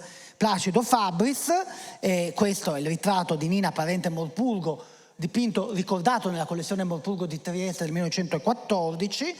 Lei vedete la città di Trieste, però vista ormai come potrebbe essere una città anche così su un lago lombardo, un dipinto con una bellissima impostazione, vedete il plinto, il bassorilievo, lei con la miniatura in mano, eccetera, eccetera, e le piante, il ventaglio, un dipinto di cui Emanuela Rolandini poi ha pubblicato anni fa il disegno preparatorio. E quindi noi possiamo dire che sicuramente questi artisti hanno dei tagli più classici, tra virgolette, meno brucianti, meno istantanei anche delle visioni tominsiane. Sicuramente tra di loro, tra questi artisti, chiamiamoli forestieri, compare anche un ferrarese importante che non lavora esattamente a Trieste ma lavora nella vicina Pirano, in Istria, che è Giovanni Pagliarini, il quale però ovviamente ha un'influenza importante anche nell'ambito triestino, giuliano. Questo ritratto di Feliciano Costanzo, che ha in mano le poesie di Besenghi e degli Ughi, è un dipinto attribuito fino al 2011 proprio a Giuseppe Tomis. Io l'ho restituito invece al ferrarese, a Pagliarini, anche perché, a parte il cane, che ovviamente sono strette le vicinanze, per esempio, con la famiglia dell'ingegnere Lavagnolo del 1852 dei Civici Musei di Udine. Questi sono artisti accademici. Poi ci sono degli artisti, c'è Tomins con suo figlio, ci sono i concorrenti, e poi c'è un altro sottobosco con cui io vorrei concludere questo intervento, che io trovo molto interessanti, perché soprattutto questa figura, cioè Louis Poiret, scusate la fotografia, ma vi assicuro che non c'è un buco dietro il piatto, è in una bottega di antiquariato di Trieste. Luigi Poiret era un francese arrivato a Trieste, aveva un figlio, Vincenzo, che sarà anche lui pittore e ritrattista, e la cosa interessante è che questo pittore esponeva nelle stesse esposizioni, nelle stesse mostre di Tomins, ma soprattutto lavorava nello stesso palazzo dove c'era lo studio di Tomins, cioè la Casa delle Bisse dietro Sant'Antonio Nuovo, la chiesa della città moderna, quella di cui abbiamo parlato prima, dove c'è Liparini, dove c'è ovviamente anche Schiavoni. E questo dipinto è molto interessante perché è l'unico dipinto che reca firma e data di questo artista, di cui fino ad oggi non si sapeva nulla. Era soltanto un nome, Luigi Poiret, 1850. Un quadro sicuramente brutto, sicuramente di qualità. Oggi, infatti, l'antiquario ha difficoltà. Io invece lo trovo molto interessante, vi dirò anche perché, proprio per questo suo essere un po' naif, un po' selvaggio, un po' duro, un po' crudo.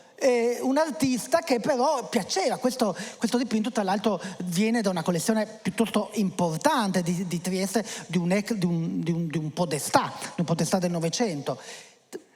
Accanto a questo brutto dipinto, scusate, ma finiamo in bruttezza, vi mostro un altro dipinto del nostro Isacco Pinkerley, cioè quel pubblico pubblico perito sensale, no? Giurato, scusate, pubblico patentato sensale e giurato perito, che aveva firmato la carta, che aveva fatto la carta per Mattio di Jacob Cohen, di cui sopra il capolavoro che avete visto prima del 1839. Questa opera, naif se non brutta, è molto interessante perché è sicuramente il retro, è datato 1832, 28 maggio, c'è una specie di accademia, ma soprattutto la cosa interessante che in alto c'è la firma di questo altrimenti sconosciuto Pino, Giuseppe, Giovanni, che raffigura questo dipinto alla Tomins, ma un vero e proprio punto estremo di un'espressione artistica, non dico stilistica, propria di una certa parte di Trieste dell'Ottocento, dove l'immediatezza di significato sociale prevale a scapito delle regole accademiche della cosiddetta buona pittura. Il disegno, la prospettiva, le convenzioni della belle matière pittorica. Evidentemente c'era a Trieste chi voleva il messaggio ritrattistico più che la qualità della estetica, diciamo. Una idea di dare immediatamente il messaggio, no, del ritratto, che ovviamente in Tomins trovava il livello più alto.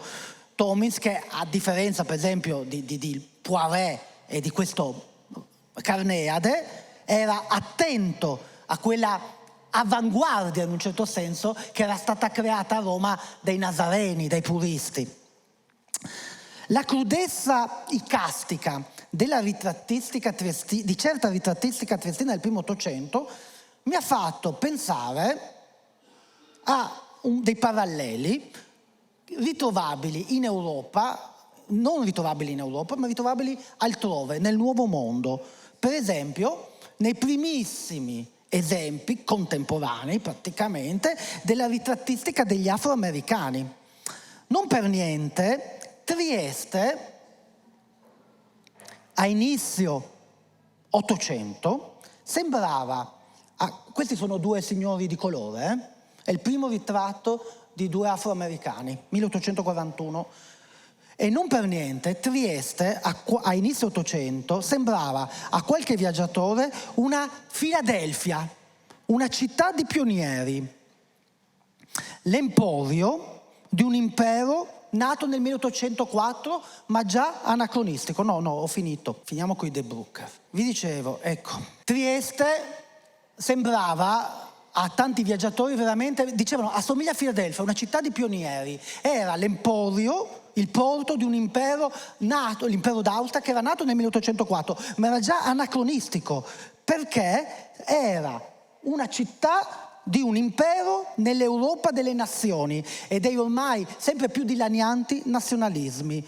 Il luogo eletto dove era stato compiuto l'omicidio del bibliotecario del cardinale Albani, 1768, il fondatore di quella estetica moderna che faceva il ritratto De Brucker. Era la città nuova dove scrivere nel 1923 il primo romanzo psicoanalitico, non più psicologico, della letteratura mondiale, il ritratto terapia dell'uomo contemporaneo. Grazie.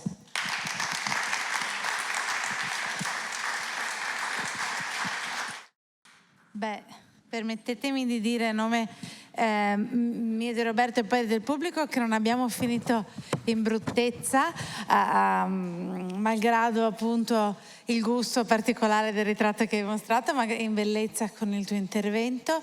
E ringrazio Enrico Lucchesi. Sono molto curiosa, così ti sei definito contemporaneista, settecentista, ottocentista, io da come si dice, contemporaneista o novecentista, e di vedere quel primo ritratto di persone africano-italiani, quindi di persone di colore nel dipinto, perché in effetti è una cosa molto interessante anche dal punto di vista della storia del Novecento. Comunque grazie, perché è una sezione in mostra molto bella, e anche in questa presentazione. Io volevo farti solo una domanda. Avendo visto prima, stamattina, i ritratti presentati da Martoni di Foscolo, il ritratto, quello di Schiavoni, Sì, con il collo aperto, il basettone, non è una derivazione delle derivazioni del mito foscoliano? beh, la miniatura che è molto Sì. che è piccola, no? Sì. Ovviamente, anzi è del 1824. Purtroppo io non ho avuto il tempo e non... Ma potrebbe, secondo Beh, me. è nella moda e comunque il personaggio è un personaggio interessante. La foto non lo mostrava bene, ha una pelliccia poi, ha un vestito molto curioso. come Foscolo. È interessante. È stato comprato sul mercato romano e fa parte di una collezione però triestina storica. L'ho mostrato perché mi sembrava una bella occasione. Chiaramente a Trieste c'erano tantissimi livelli di committenza e tantissimi ritrattisti. Io ho citato quelli soprattutto su cui ho trovato delle novità. Natalia Schiavoni e Felice sono due personaggi enormi che meriterebbero veramente una monografia e forse questa mostra potrebbe essere il lancio anche per questa fatica. Guarda, Deve esserlo. Bene, quindi io con l'augurio di quante mostre ho collezionato oggi per Capesaro, chi le ha contate, dall'orientalismo, giusto? E quindi Caffi per l'Otto e poi gli Schiavoni e poi ancora Tomins e il rapporto con Trieste e la Mitteleuropa. A parte tutto, veramente ringrazio per la sopravvivenza al freddo veneziano di una giornata con il 26 marzo che non ci ha premiati a livello climatico, però ci ha premiati come interventi e come apprezzamento. Oggi abbiamo avuto tantissimi visitatori, lo dico perché questa registrazione chissà in che altre occasioni verrà scaricata e vista dal nostro pubblico. Oggi è stata una giornata, per chi era qui con noi lo potete testimoniare, abbiamo fatto veramente quasi i record di visitatori, siamo molto contenti, tantissimi visitatori oggi, tante scuole, tanti ragazzi che insomma entreranno anche nella nostra registrazione, nella materia viva del posto in cui ci troviamo. Quindi grazie a tutti, davvero. Grazie.